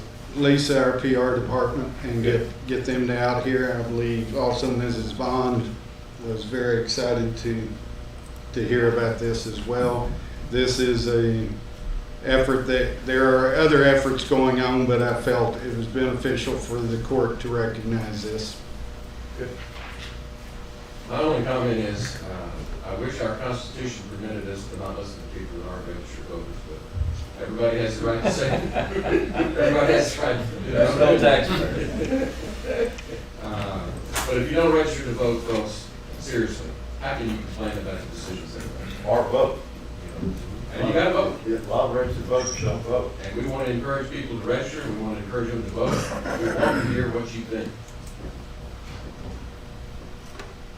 Okay, any other discussion? Those in favor, raise your hand. Unanimous 5-0. Thank you. Thank you, Mr. Reed. Thank you for all your good work. We have timed items that start at 10 o'clock now. We're running a little late, but maybe not as late as usual, no, Charlie. So we're going to call item 1.22, which is a public hearing for a revision of Plaque for Business Escondidas de Cypress Springs Estate, lots 128R. So this is a public meeting. I'm convening the public meeting. Is there anyone from the public that would like to address the court? Judge, I have a letter from the surveyor for this that addresses this thing. Please, feel free. I got a letter from, dated August the 10th. It's a memo from Lee Vocal. He was the surveyor for record on this. And the subject, of course, is revision of plat lot 128R Vista Escondidas de Cypress Springs Estates. The letter says, Charlie, the revision of plat referenced above was on the agenda of Commissioners Court yesterday, August 9th, and the court set a date for a public hearing and final plat approval for September 13th. The owner of the property, John Nelson, has asked me to inform you that he will no longer seek final plat approval. We understand that the public hearing will still take place, but request no final plat approval consideration. Thank you for your help in the matter. Call me if you have any questions, and signed Lee Vocal. So they have officially withdrawn their request for this plat, but they couldn't quite get this in before it was too late. It was already advertised in the paper, and there was an expectation because it had the court authorization to advertise, and we just didn't want to stop that train. So this process is really just, that's formally accepting his withdrawal. Yes, sir. So, is there anything else to be conducted at this public meeting? If not, then the public meeting is adjourned. We'll move on to the next agenda item, which is item 1.23. Consider, discuss, and take appropriate action for the court to set a public hearing for 10 a.m. on October 25, 2021, for a revision of plat for Courthouse South Ranches Number 2, Lot 41A. Charlie Hastings. Thank you, Judge. This proposal divides Lot 41A, 13.87 acres, into 2 lots and dedicates right-of-way along Mountain Drive. Lot 41A1 will be 5.1 acres, and Lot 41A2 will be 8.24 acres, the balance of the acreage being dedicated as right-of-way. Both lots will front Mountain Drive. Lot 41B is shown on the plat and is not part of this proposed revision. County engineer requests the court set a public hearing for 10 a.m. on October 25th, 2021 for a revision of plat for Kerrville South Ranches Number 2, Lot 41A, Volume 3, page 62, Precinct 1. I move for approval. Motion's been made by Commissioner Baloo, seconded by Commissioner Gibson, to approve the request for a public meeting as presented. Is there any discussion? The only thing I would offer is for those people that have been recently, at least not recently, paying more attention to the subdivision rules, this is the procedure we go through. There's always a public meeting, and it's set out in advance, just like we did a while ago. They had time to withdraw their request, but this is the opportunity for public input. If there's anybody that wants to speak on this topic, they can come to the public meeting and address it at that time. And Judge, I'd add to that that the public hearings are for revisions of plat. Okay. They're not required for a preliminary plat or a concept plan or a final plat. Right. Yes, sir. Thank you. Any other discussion? Those in favor, raise your hand. 5-0, unanimous. That's the last of our timed items, so we'll go back to the regular agenda, and I've been told that item 1.2 has been requested to be passed. So we will proceed to item 1.13. Consider, discuss, and take appropriate action to approve the Texas fund, which is Victim Information and Notification Every Day. Second contract renewal with Acris Inc. for the statewide automated victim notification service. Mr. Rhodes. Yes, good morning. In the last meeting, this court approved a contract between the county and the Office of the Attorney General for this program. This agenda item is to approve a contract between the county and Acris Insights, who helps run this program. This is our second contract renewal with them. Move for approval. Second. Motion by Commissioner Letts, seconded by Commissioner Baloo, to approve the Texas Victim Information and Notification Everyday contract with Acris Inc. Any discussion? Those in favor, raise your hand. Unanimous, 5-0. Item 1.14. Consider, discuss, and take appropriate action to surplus 7 vehicles in the Sheriff's Department as part of the Enterprise Fleet Management Program. Mr. Robles. Yes, the sheriff has identified as part of the program with the Enterprise 6 vehicles, which are Tahoes, and 1 Chevy Caprice to be declared as surplus as part of our trade-in. Move for approval. Second. Motion by Commissioner Letts, second by Commissioner Harris, to approve the surplus of 7 vehicles in the Sheriff's Department. Any discussion? Those in favor, raise your hand. Unanimous, 5-0. Thank you, Mr. Robles. Item 1.15. Consider, discuss, and take appropriate action regarding the statement of grant award from TIDC, which is the Texas Indigent Defense Commission, for the improvement grant, and authorize the county judge to sign the same. Telegraph. Thank you. This agreement states that Kerr County will remain in compliance with the grant guidelines set forth by TIDC, and also says that the county agrees with the grant amount set forth by TIDC. Move for approval. Second. Motion by Commissioner Letts, seconded by Commissioner Harris, to approve the TIDC grant. Any discussion? Just a comment that, this is for a 9-month period with this grant. Normally it would be a 12-month period, but it's a 9-month period because we extended the previous year. Right. So it's a little bit less than we would on an annual basis. And again, to remind the public, the reason for the extension was because we didn't get the office open at the beginning of the fiscal year. So we didn't have any funding for the first 3 months. And this extends that initial grant, the 1-year grant funding for an additional 3 months, which is important to the county and the other 4 counties in our 5-county region, because that is an 80-20 matching grant. So they're giving us the benefit of the 80-20 match rather than the 1/3, 2/3 grants that we're getting for this fiscal year. On top of the savings to the 5 counties in the neighborhood of $500,000, pretty substantial. And just as a point of information, we had our oversight committee for the Hill Country Regional PDO last Friday, and it is just, it's shooting up lights. We're the top of the nation. We've done an outstanding job with this thing. And we've got about over 2,000 cases at this point. 2,500 almost. Yeah. And all 5 counties are working very well together. So You're making me nervous. When you brag on yourself, it makes me nervous. Well, not me, not bragging on ourselves. I just sat in and listened to the meeting. I zoomed in. I wasn't even there in person. But to see that it's working that well is encouraging. And Yeah, okay. it makes me nervous still. We'll have some items related to this on our next agenda. A little hiccups. Speed bumps. They're good items, maybe. Okay, all those in favor, raise your hand. Unanimous 5-0. Thank you, Ms. Graff. Thank you. And for those at the public, Ms. Graff is in our auditor's office. Thank you. Yes, item 1.16, consider, discuss, and take appropriate action to adopt a resolution designating an administrative services firm for the HMA Hazardous Mitigation Assistance Project. Application and implementation contract negotiation may be required. Ms. Graff. Okay, so Kerr County is looking to go for the Hazard Mitigation Assistance Grant. We are looking to fund nine generators for each volunteer fire department, and we are also looking to have FEMA fund the covered parking for the SO, for the sheriff's office and the road and bridge, so that vehicles don't get destroyed or anything like that. We went out for bid for an administrative service to help us with this project because it might be relatively big, and we had 1 respondent. So I move for approval. Second. Motion by Commissioner Harris, second by Commissioner Blue to approve the request as presented. Any discussion?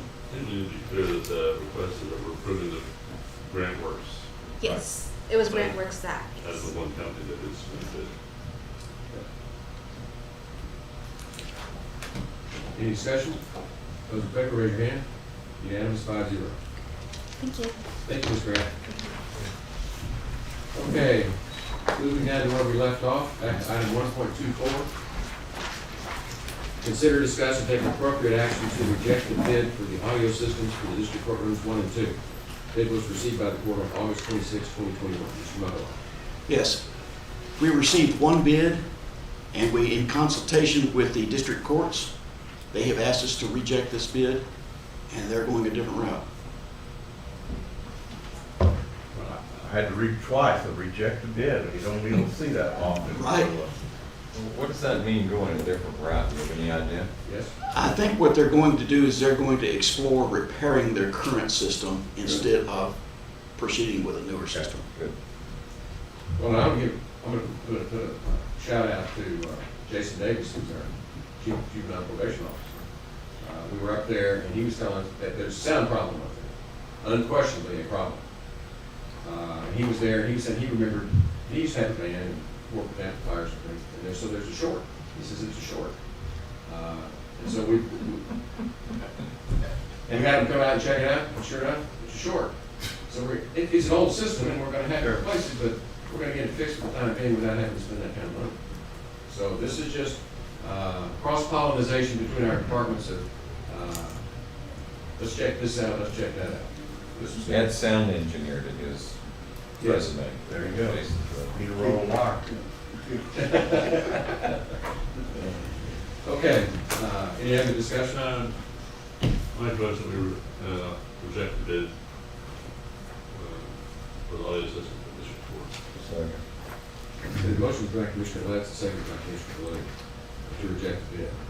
Now, in your decades of service to the county, have you ever had the opportunity to make such a motion before? I'm sure. We have rejected bids, but not for this reason. Okay, all those in favor, raise your hand. Unanimous, 5-0. Thank you. Item 1.25, consider discussing appropriate action on a request from Nancy Parker to pay $100 to citizens for getting vaccinated. I put this on the agenda because I have a member of the public that had requested that we incentivize the public to get the vaccination. And I felt like that it deserved public discussion. So, floor is open for discussion. $100? That was it. How much for boosters? It was in the context of San Antonio is offering $100 HEB gift card as an incentive. And other counties are doing different things, but I was asked to put it on the agenda, and I felt like it deserved public discussion, so we're here to discuss it, whether you want to do it or not. I think if she wants to do it, that's fine, but I don't want it to be part of the county. No discussion about where the funds came from. I mean, it's not, The assumption is the funds come from the county. Well, then, Yeah. no.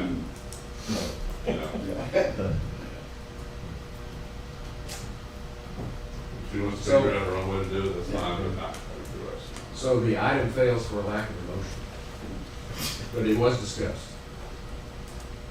Like an emotion? Well, I think, trust me, there's plenty of emotion out there right now, plenty of emotion. Item 1.26, consider, discuss, and take appropriate action to approve the interlocal agreement between Kerr County and Tom Green County for jail services and allow the county judge to sign some sheriff. Yes. Yes, I'm requesting from Commissioners Court to enter into an interlocal cooperation agreement with Tom Green County to house prisoners. The way I'm looking at it, Medina County's got their jail, should be done before too long. Kind of transition, we'll start picking up some inmates from Tom Green. But currently, just to let y'all know, the jail is still shut down. I'm not taking it from anybody. Kind of just going by week as COVID-19, monitoring the COVID numbers. But when they do start going down, we'll open it back up and take them from other counties. This is the same exact agreement we have with Kendall and Medina at this time. It's also been reviewed by the county attorney and approved. I move for approval. Second. Motion by Commissioner Blue, second by Commissioner Letts to approve the interlocal agreement with Tom Green County for jail services. Any discussion? Those in favor, raise your hand. Unanimous, 5-0. Thank you. Item 1.27, consider, discuss, and take appropriate action to approve contract with the Divide Volunteer Fire Department. And this is just a routine matter. It's time to renew the contract, so bring it to the court for approval. I move for approval. Second. Motion by Commissioner Harris, second by Commissioner Gibson to approve renewing the contract with the Divide Volunteer Fire Department. Those in favor, raise your hand. 5-0. Item 1.28, consider, discuss, and take appropriate action to hire a part-time employee to help write job description for full-time grant administrative employee and serves as a temporary contact person for grant works for the ARPA, which is the American Rescue Plan Act grant. I put this on the agenda because what we have is we've hired grant works. They're looking for a point person to be able to coordinate working with us. We approved in our budget a full-time employee position for a grant administrator. What we had, and we're hoping that grant work will do most of that grant administration. What we're looking for is we've got to get from now to be able to hire a full-time grant coordinator to work with grant works. And the part-time employee that we're talking about is Rosa Lavender. I've talked to her. She's talked about helping us with the grant. And what I'd like to do is be able to approach her, according to the court, to approach her and offer her a part-time position because she offered to work part-time to help us on the grants. And she's, as you know, she's worked with us on grants forever. She does a great job. A lot of it that she does remotely. Because I think down at the Rockport Ranch has passed this winter. I'm not sure which one. I don't think it's South Texas. But we need to get a job description. We need to know what it is. What are the skill sets that we need for this grant administrator and to be able to advertise the position in order to fill it. I will ask her to help us do that and be the initial contact person with GrantWorks so that we can get this process rolling. I don't have a problem going that route, but why can't we just ask HR to go out on their listserv and look for other counties that have job descriptions for grant administrator? What we're really talking about is, we had a conference call with them, and they want us to designate a point person so that they can contact on a regular basis to start getting these grant applications processed. Immediately? Yes, that's what they asked for. And the truth of the matter is, I looked at Tanya and she looked at me and she said she didn't have time to do it and I don't have time to do it. We don't have anybody to do it. We've got a position that we can hire, and so we're looking to have something in the interim until we can get that person on board. Transitions. Rosa's certainly capable. She's pinch hit for us a lot of time. I mean, I don't have a point, I mean, that's fine, but it just seems to me that there's for a job, I think we need to help maybe in the short term administering the job description. I think HR, I don't see why we need to hire. Well, what exactly is meant by point person? What is that person? What are they going to do? There's not a place to do it. Yeah, what are their other duties other than being a contact person? I mean, What is it for? that means when somebody calls from with GrantWorks, they ask for a name. That's really all it means.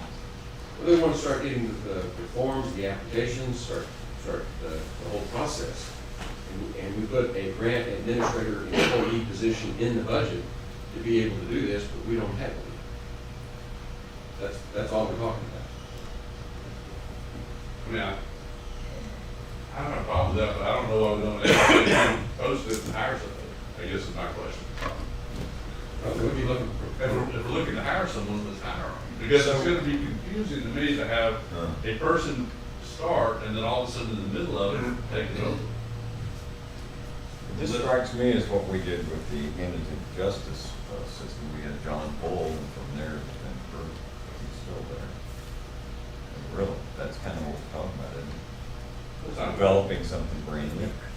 You have your person that is going to help establish that, decide how it's going to run. we're just trying to be more responsive to the public because the public is inquiring of us about these grants, and we don't have anybody Well, really. it sounds like we're responding to a request by GrantWorks, is what it sounds like to me. They said, we want a person there, we call. Okay, but, and by the way, I'm still very reluctant to mess with the federal government too much anyway personally. I don't really like the idea of having this whole department, but that's another topic. Who's gonna be supervising this person? Nobody. Because wouldn't you want the person supervising this person to be the one who chooses it? The grant administrator position is going to be supervised by the court and me, that person, in conjunction with Tanya and the auditor's office. I just think we need to hire, I agree we need the person, but I think we need to hire the person so we don't have all of a sudden changing in a month. It should take more than a month to hire somebody. Now, if nobody applies, then maybe we go to the director, but I can't imagine it's not somebody that's gonna apply, and that we could, you know, I'm sure most counties, or many counties our size or larger, have grant people. I think Kenton County maybe have one. Well, I don't remember us being told what the job description even is. So that's what I'm saying, so HR can come up with the job description based on what other counties have, bring it to us, we can approve it, post it, and then a month should be able to have somebody on board. Okay? Agenda item fails for lack of a motion. Let's move on. 1.30, consider, discuss, and take appropriate action to confirm the appointment of Commissioner Gibson to the Kerr County Joint Airport Board. I need to correct that, to appoint him as the liaison for the board. So, Mark Moser contacted back. Oh, I'm sorry. I'm actually wrong one. Well, let's go back to 129 and then we'll do 130. 129 is Consider, discuss, take appropriate action to update liaison duties to include Commissioner Gibson. And this all began because Commissioner Moser had several liaison positions. And the question is, does Commissioner Gibson automatically assume those same liaison roles or not? And we can probably eliminate 130 because this all began when Mark Moser took the initiative to contact Commissioner Gibson to inquire about whether or not he was going to replace Commissioner Moser as liaison to the airport. So since that requires approval, I put it on the agenda so that we can talk about how we're going to handle filling those liaison roles. Well, so the item is whether I would say that we would just, unless Beck disagrees, let him take over those liaison roles. I haven't done it in the past, haven't it? Yeah, or if somebody else had an objection to it or wanted to have. I'm fine with it, because I asked you what to do, basically. So I put it on the agenda for us to talk about. Sure. Including the economic development. I think it seemed like it's one of the. There's five of them. I know Library the board. yeah. It's all right back on this last sheet. Substituting Gibson. And you can see, it still says, the attachment still has Commissioner Moser down there. And so for the next 14 months, is it okay, are we going to approve just to go ahead and allow him to fill in that liaison role? Well, we just change it, Yeah. I go to the changes now, all of, one for Mr. Moser is listed, for Mr. Gibson. And then as far as permanent liaison positions, if we want to address that, we can do that at a later time. This is entered for the next 14 months. Sounds good. So is there a motion? I make a motion for Commissioner Gibson to fill all the liaison positions that Mr. Moser previously had. A motion is by Commissioner Letts, seconded by Commissioner Harris, for Commissioner Gibson to fill the same liaison roles as Commissioner Moser had. Any other discussion? Those in favor, raise your hand. Unanimous, 5-0. We pass on 130 and move down to 131. Consider, discuss, and take appropriate action to partner with the city of Kerrville for a household hazardous waste event to be held at the Hill Country Youth Event Center. Yes, David Barrera from the city has contacted us as well as Jake out at the event center, and we've scheduled an event for Saturday, October 23rd to be held at the event center, just like we did last year. I don't have the exact time yet, but Reagan, it's usually like 9 to 1, 9 to 2, something like that. Something like that, where people will bring their household hazardous waste products and be disposed of there. So I move that we approve this event for October 23rd to be held at the Hill Country Youth Event Center. Second. Motion by Commissioner Harris, second by Commissioner Baloo to approve the household hazardous waste event at the Hill Country Youth Event Center for October 23. Any discussion? That's the same day as the airport grace award. That is, I always advise anybody and everybody who's having a big event to double check with the other guy's calendar that this is going to fall on the same day. So it's obviously on the way. Right. To drop off your old paint stuff. Like Yeah. So I just wanted to point that out. Yeah. Okay. Then those in favor, raise your hand. Unanimous, 5-0. Item 1.32, consider, discuss, and take appropriate action to approve and adopt the fee schedule of the sheriff and constables as presented. This is the sheriff and Ms. Dowdy.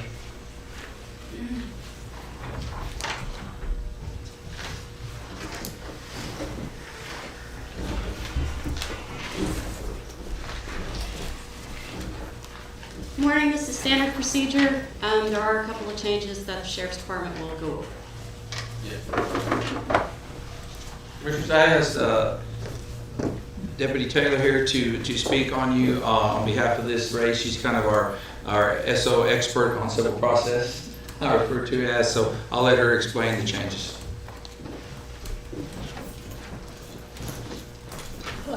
Pat Taylor, Cook County Sheriff's Office. We're not asking for an increase in fee. What we're asking for is an addition.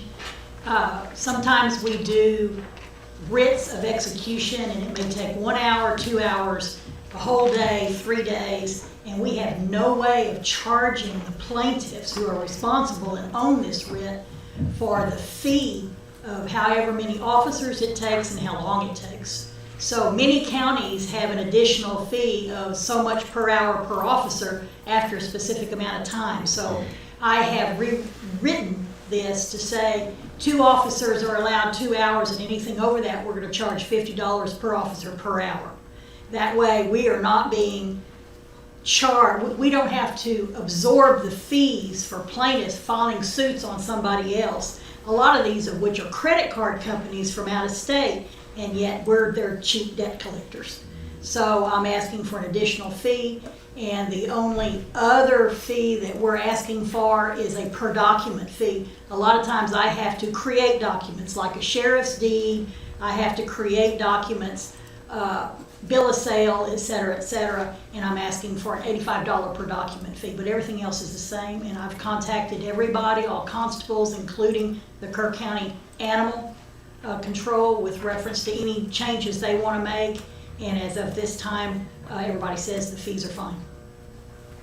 So it's open-ended, there's not a cap on it? You just- There is no how many hours cap. does it take? We in the past, we have actually had writs where we were writ of execution or a writ of attachment, where we have had condominiums that we had to take, where we have had millions of dollars of equipment that we had to inventory.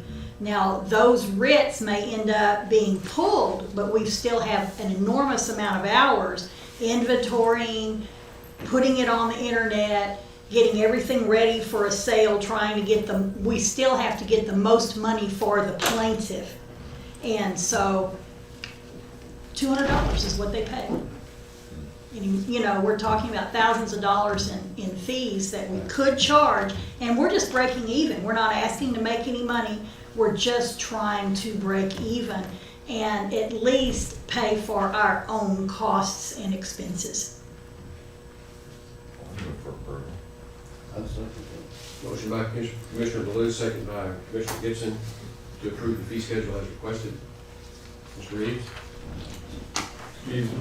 And I apologize, I wasn't aware. Will this include anything that you have to do with our office if it goes over Yes. to it? Yes. And the only reason I'm asking that is taking money out of one pot and putting it in the other one.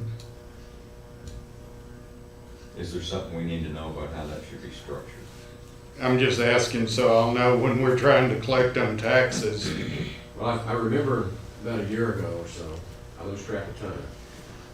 Mr. Reeves and Officer Taylor and I spent the better part of the day going around trying to protect the county's lien position on some assets. Moody Airport. Yeah. And the only reason I'm asking so I can notify our delinquent attorneys, that doesn't sound right. Our delinquent tax attorneys, no offense, counselor, but if there's additional fees that we will be needing to add when we serve something like that, because at that time, there was certainly more than just Deputy Taylor there. There was an entourage. There was an entourage, so just so I know when Just for we're information, faced with that. the attorneys ask me before they settle on anything, all of our fees. For instance, we get the mailing fees, which are set forth. And so they say, what are your mailing fees? What are all your costs, so that they can add them to your suit, so that when they make a settlement, they're paid back. And I agree, I just don't want any confusion in the interim. Well, in all fairness to the public, the public needs to understand that these are meant to be pass-through fees, meant ultimately to be paid by the parties. Correct. So when we do this, it is the people that are asking for the relief from the sheriff's office that ultimately pay for this service. And right now, it's the taxpayers that are paying for those parties. And I just want to make sure we collect what the taxpayers need to have collected. So is this just a technical thing. Is this an additional fee in an invoice, or is this a whole new form, whole new invoice, separate billing? It How would is it be an worked? additional service fee. Okay.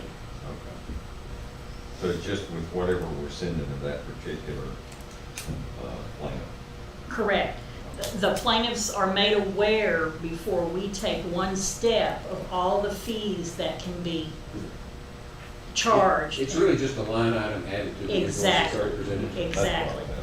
And they can say, no, I don't want any other officers and I don't want more than 2 hours spent. It's, they own the suit and we are basically working for them. It's just that we are working very, very cheap. We're talking a penny on the dollar. May cut down on some of them. So, well, it's not a matter of cutting down, it's, you know, they can file a lien on property and get their money on down the line, or, you know. And I want the public to also understand, these plaintiffs are not trying to cheat the county. We just have a fee schedule and they follow the fee schedule. Many counties have this fee schedule, it's just that we have not updated it in many, many, many years. Many counties charge more than we do, but I don't see a need for an additional charge, I just see it for additional cost as far as the amount, just charge for what we do. And all the fees are located online through the comptroller's, state comptroller's website. All counties that have this fee schedule, their fee schedules are available to the public online. In my opinion, this is long overdue. Yes. Sounds like.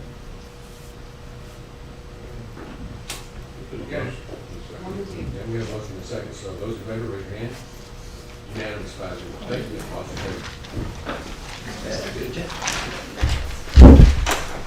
Before I call this last item, as I was reading this agenda, my eyes started rolling back when we got to 33 items on the agenda. The last few weeks, we've had the longest one ever, and that was how many items? 45. And that took us about 4 hours to get through that one. And I'm just commenting that we're not even 2 hours into this one, and we're getting ready to go into executive session shortly, which will take some time, I understand. But we've got to handle the record amount of business in a short period of time. So let's call 1.33, which is consider, discuss, take appropriate action to approve the contract with Plaque and Associates, architects for the capital improvement bond consulting services. We've been working with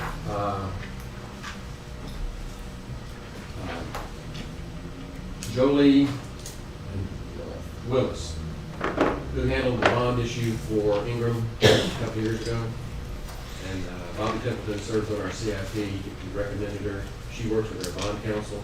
They recommended her. She's come so far into probably half a dozen meetings or so, trying to advise us on how to present the bond issue for the capital improvements when we do it.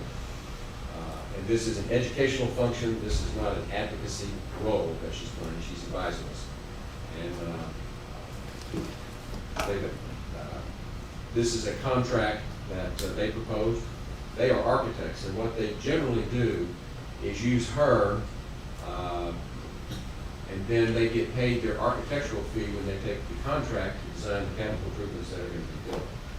This is an unusual situation because we're using Peter Lewis as our architect. We've had him on contract for some time.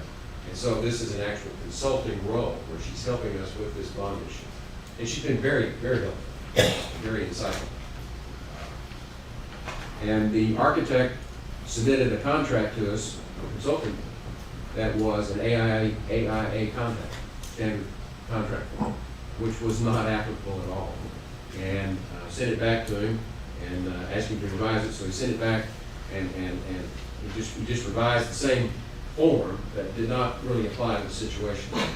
And she keeps coming to the meeting. We don't have a contract in place. And so I ultimately said, we got to do something about this. So I gave it to the county attorney, who drafted a standard consulting contract.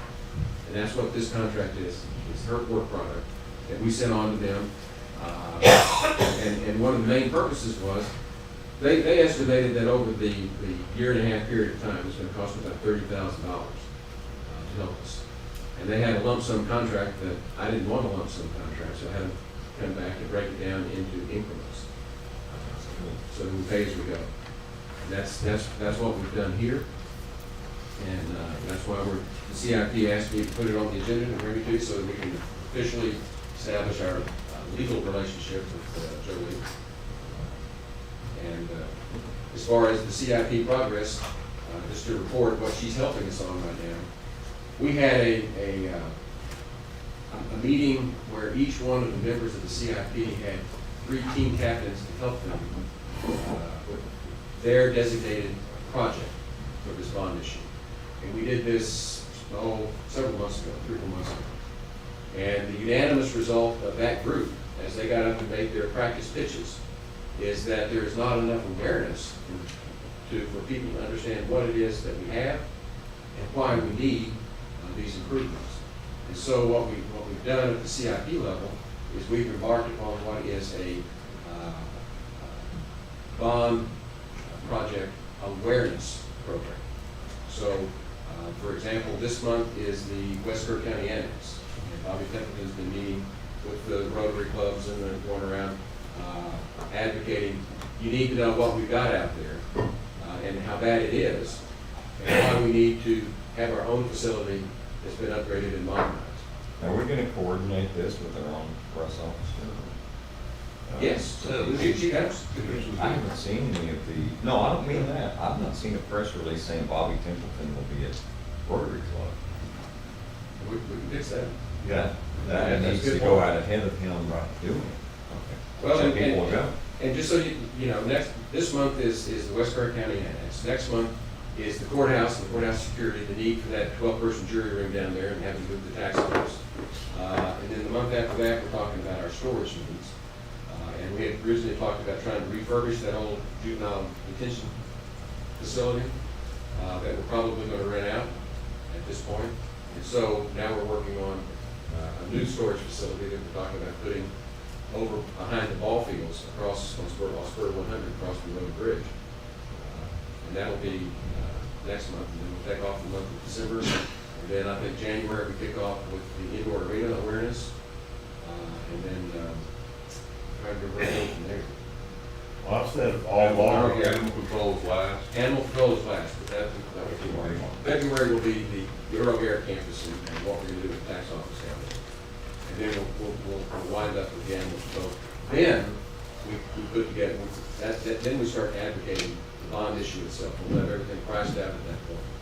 So what we're looking at is by April of next year, we're going to be in active bond collection mode. Well, prior to all of it, we let the public know, because even if they can't attend and it's a Rotary Club or else or whatever. Sure. They know it happened and it reiterates what the issue is. And so that's why we have a public relations person. That's right. One of the main reasons to hire the consultant is that there's we have to walk a tightrope between information and advocating. Right. And any literature or anything comes out of the county, they look at it and make sure that we're on the, we're providing information, not being in favor of it, and advising us as to what we can say, what we can say. And there's raising money for it if there is an outside political action committee, how it works. And it's a lot of it is legal advice to us is to keep us on the right side of the law. From saying anything. And she works with our council. But this is probably a good time to mention this by way of the value that she brings to the table. What we learned was that in terms of the information hat versus the persuasion hat, we can't, once we call the bond election, then this court, the 5 of us, put on the information hat only. Prior to that, we can have the persuasion hat and tell people how bad it really is and what we need to do. But once we call the election, then the people that are running the bond campaign are the ones that are advocating instead of us. And what we do is we tell people the black and white facts. As here's the need, here's the proposal. Just the facts of it. I think those that watched our former sheriff do this with the jail bond, that was a really good example of what you're talking about. Right, sure. And so that you know, normally this election is probably going to be called sometime next August. So we have between now and then be able to put this all together. Once we call the election, then it will be the citizen leaders that will be advocating, and we will be answering questions and explaining. Well, And we learned that when she came to the meeting with the lawyers, and they set up the goals. If, like, one of our questions was, can corporations contribute? They can. We need to know the answer to that question. Another question we had is, can county employees advocate or participate? Yeah, that was my question, is elected officials, does our hat change also? Once a month, okay. Just this court. Okay. That's just the court. All the county employees and elected officials, you have your right, have your opinions about it, good or bad. Right. Well, I've said all along, awareness is the way to go, because just like the CIP committee, those people weren't aware of our needs until they looked behind the curtains and saw storage inadequacies and everything else. And if you could heard their gasp when they saw how they did. Exactly. So the average person out here, they think, what the heck, the county needs more of this or that. And that's what really helps us. Exactly. And, you know, pay a lot now or a lot more down the road. So we kind of feel like we have the best of both worlds. We've got our own architect that's been helping us with it. Now we have, we like our bond counsel.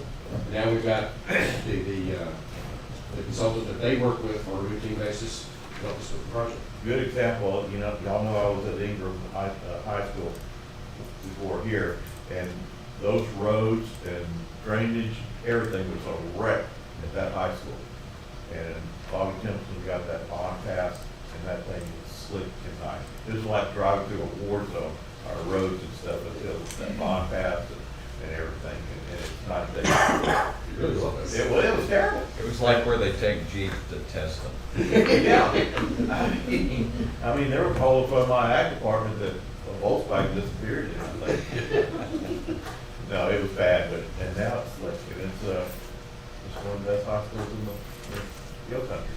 And Jolie asked if she should come and make a presentation, and I told her she's already spent too much of her time on the road, and she pays her own expenses. So I told her I would present it so that we can move forward with it. So with that, I'll make a motion that we approve the contract. So I made the motion. Pardon? I just need to include, I've made all the changes for the detailing the payment. I just need to include who the county wants to designate as representatives with authority to act respect to the project. So this has, I don't know if you need it to be one or two of you. Those maybe the two of you who've been working with the capital improvement committee. Yeah. Okay. That's what I would think. Yeah. And then do you just want me to put the contact number for Jody if they want to get in touch with you? Okay. Can you define what you just said? The To act? You said to act. Well, So it's how are we defining this? They coordinate, they tell us information, they need to know who to contact, tell us. But she said and to act, so what is that gonna I don't really know that they would do anything without coming back to y'all to make a decision that binds the county. mean? So is But that the action, or to present it to Commissioners Court, or what? I don't know. That just seems vague to me. The language in the contract just says the county designates so-and-so as its representative authorized to act on its behalf with respect to the project. But is that our language? That is our language, so answer questions. Did they got the word out? Make contact. Or put represent instead, I mean, would that work? Well, the As CIP always comes back here, and I know. Mr. Les and I will come back here just like we have.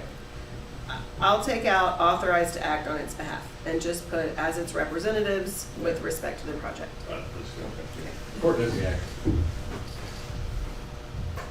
Okay, so we've got a motion and a second. Any other discussion? Those in favor, raise your hand. 5-0. Okay, let's quickly move through the approval agenda. We have 2.1, which is to pay the bills. Yes, Invoices for today's consideration total $1,240,344.28. I move for approval. I'll second it. So we got a motion by Commissioner Blue, I seconded, to pay the bills as presented. Is there any discussion? Those in favor, raise your hand. Unanimous 5-0. 2.2, budget amendments. This is a little bit different format this time, I understand. That's correct. We have 7 adjustments overall. The first 3 are payroll, just taking care of some house cleaning items, and the next 4 are operating account. So it'll be to prepare us to get to the end of the year. Move for approval. Second. Okay. Commissioner Blue moved, and Commissioner Gibson seconded, approving the budget amendments as presented.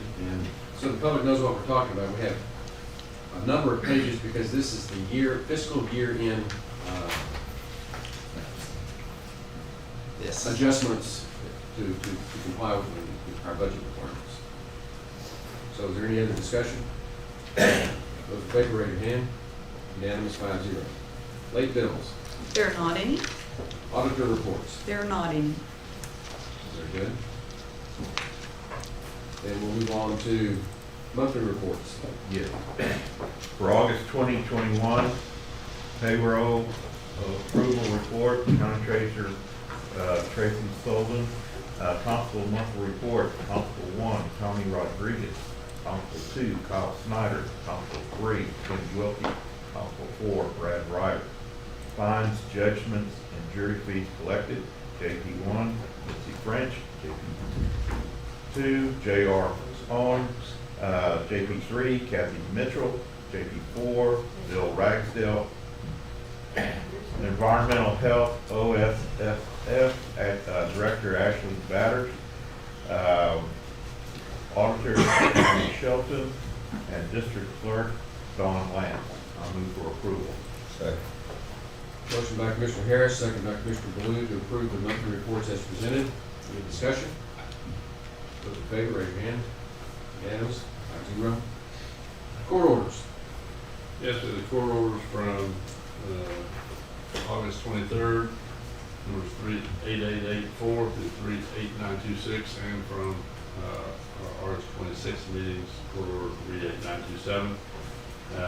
Recommend corrections to 2 of them on 38886, which add the language with understanding that this is the last year that the plan will be offered to retirees. It's a bit of an important point, I thought. It's more informative. And then on court order 38903, it's approved that Charlie Hastings be nominated and recommended to be a voting member of Region 11 as well as the Region Flood Planning Group. Slight modification regarding that. With those 2 changes, motion to approve. Second. Motion by Commissioner Wright, seconded by Commissioner Harris to approve the court orders as revised and presented here for today. Any discussion? Those in favor, raise your hand. Unanimous 5-0.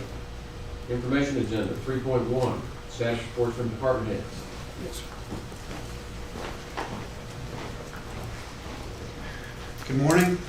I just needed to advise the court on an incident that we had last week. It was Thursday. We responded, one of our animal control officers responded to an early morning call.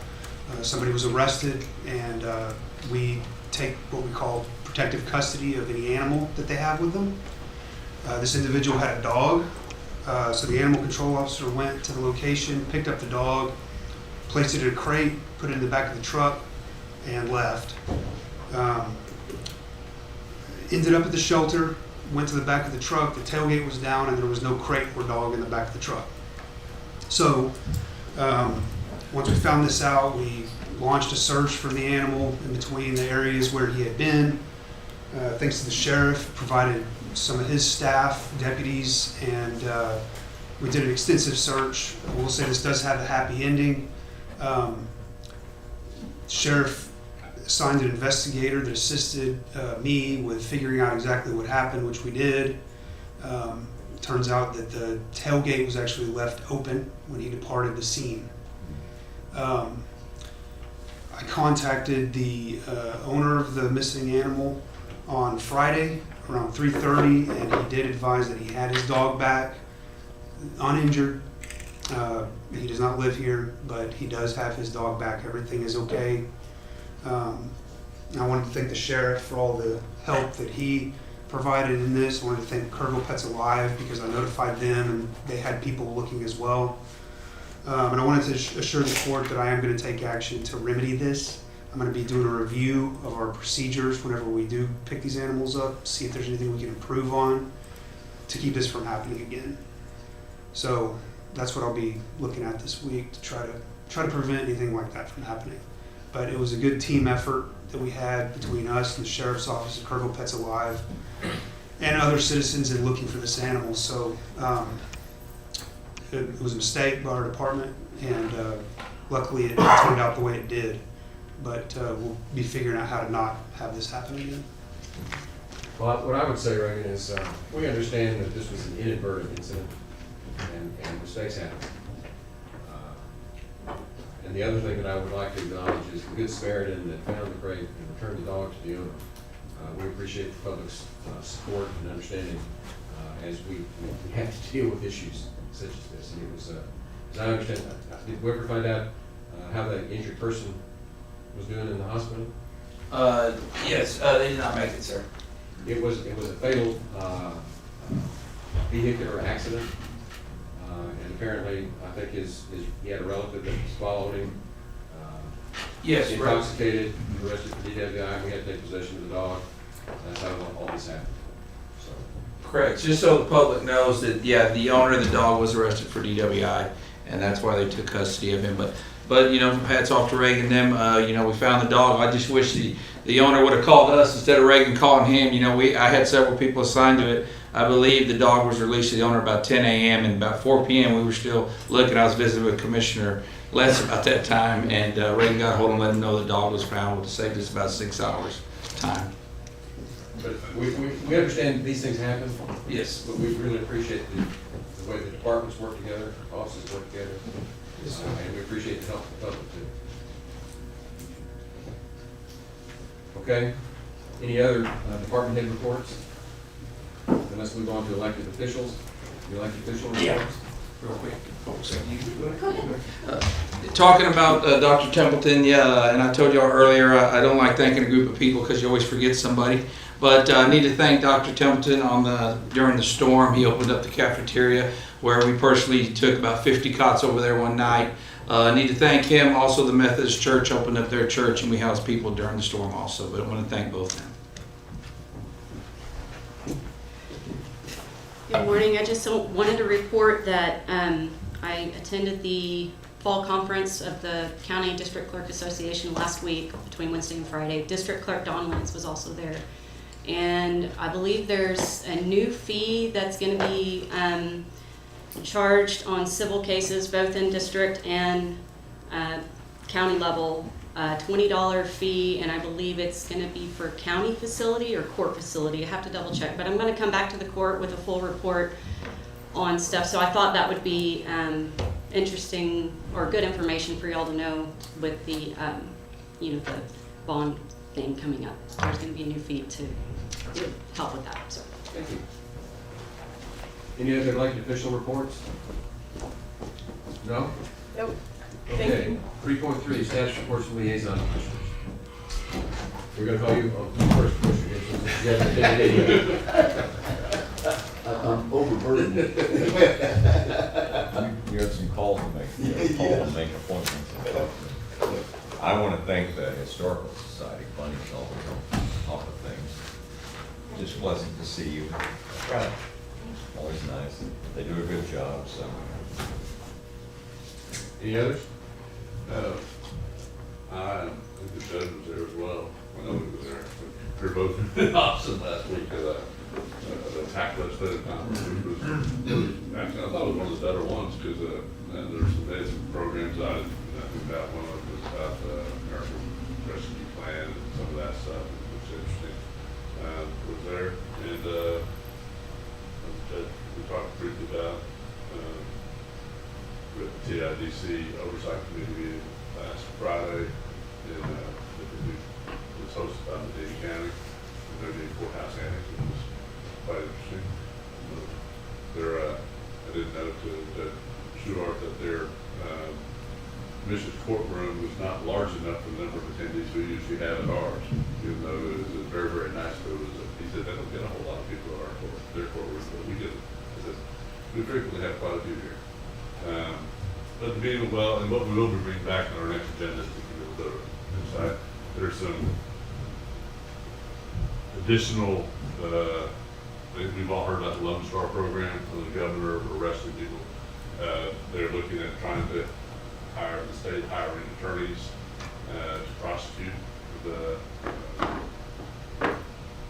illegal aliens that are crossing, mostly for misdemeanor charges, and they're looking at using the BDO offices to do that, and also they're looking at some mental health assistance in that area. So there's some new grants and things we may be looking at for more details. I see some wrinkled brows out there, not understanding exactly what we're talking about. Let's clarify what the Lone Star. It's the governor's Lone Star program. Yeah, and what that is I think I mentioned some months back that a bunch of us were asked to go to Del Rio to meet with the governor about the undocumented immigrant problem that we have on the border. And we did that, and he announced at that time this Lone Star program, which has been implemented in 43 counties. And that is, they declared a state of disaster, which has the effect of enhancing certain crimes that are committed. Instead of being a class B misdemeanor, criminal trespass, aggravated criminal trespass, I think it goes up to a class A, I think that's right, is it, or something like that? Enhances the potential. Sorry, I wasn't even listening to that part. Well, anyway, what the governor's doing is trying to, the people that trespass, cut fences, and cross people's land are to be arrested. And then, once they're arrested, they have the right to an attorney. And so the governor is working with TIDC, Texas Indigent Defense Commission, to work with the individual regional PDOs, public defender's offices, to provide the representation for the accused in those situations. And there will be special grants coming from the governor's office to pay for the PDO services that are being provided. Are we one of the 43 counties? No. Okay, I just wanted to. We haven't had that big problem. I mean, it's a problem. But we haven't had it like they have on the border. And most of those are border counties. The counties, the two main counties are out of Verde and King, where most of the rest of things are. Kimball's, Clinton, and also. Well, it comes up 41. You go from Valverde and Kenny to Real, Edwards, and then Kimball. I think Edwards was included. Yeah, Edwards is included. Anyway, it's something to be up on our next agenda. My perplexed look was because I'm thinking this involves money. Yep. And where's that money ain't gonna come from the federal government, that's for sure. It's coming from the government. These are his So funds. that makes more sense.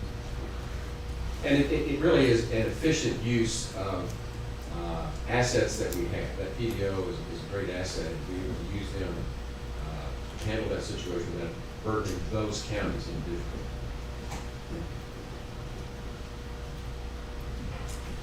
So, did you have anything else you wanted to add, Don? No. Okay. With that, we're going to adjourn the public meeting and go into executive session. But I need to have some determinations from the court because we're going to talk about contract negotiations, which means that we have to have unanimous vote that deliberating in open meeting will have a detrimental effect on the position of the Commissioners Court in negotiations with the third person. So, we have a motion, I'll make a motion that it would be detrimental for us to talk about how we're going to negotiate with these people in public. We can talk about it in private so we get a better deal. Okay. So with that, those in favor, raise your hand. We have a unanimous vote, which is required. Then I have to have a written determination that the deliberation in open meeting will have a detrimental effect on the position of the Commissioners Court in negotiation, which comes from county attorney. Yes, and I sent that email to you. I have it right here in my hand. Okay, so with that, we will adjourn the public meeting. I think we have a couple of items on the executive agenda. Let me read them out so people know what we're going to be talking about. 4.1A is consultation with the county attorney on litigation update. And 4.3A is to consider, discuss, and take appropriate action regarding potential leasing of county facility and real estate. And that's that juvenile probation board. That's what we're gonna be talking about. And One more part. 4.5. And 4.5, which will be, The contract. contract for the Cook County website. Those are the three items we'll be discussing in executive session. So we're adjourned to the public meeting.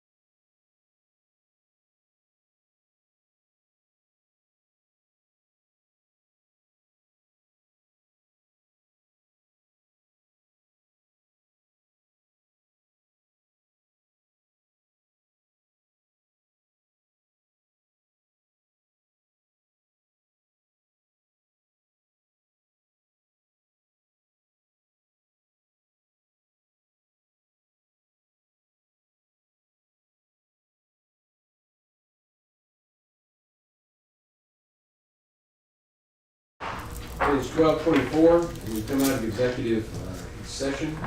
We have two matters to take up for action. 4.3A, which is consider, discuss, and take appropriate action regarding potential leasing of county facility real estate.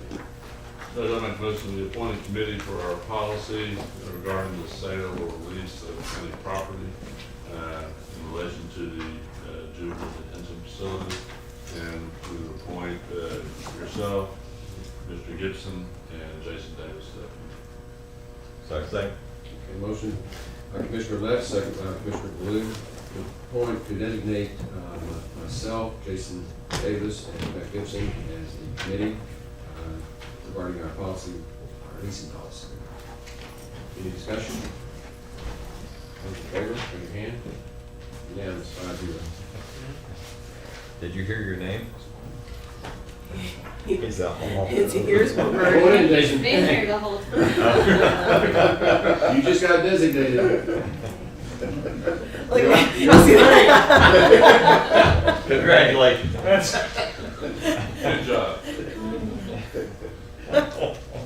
The next item we have is 4.5, which is the Commissioners Court will consider, discuss, and take appropriate action to award the contract for Kerr County website design. Yes, I make a motion that we use the Lateral company, the local company, to design our website for Kerr County. Second. Motion's been made by Commissioner Harris, seconded by Commissioner Blue, to award the contract for Kerr County web design to Alara. That's Clinton Morris's company. Yes. And that is per the Proposal. proposal, with the dollar amount set.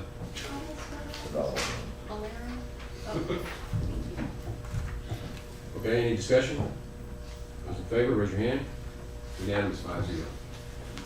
That is all we have on the agenda. We are now adjourned.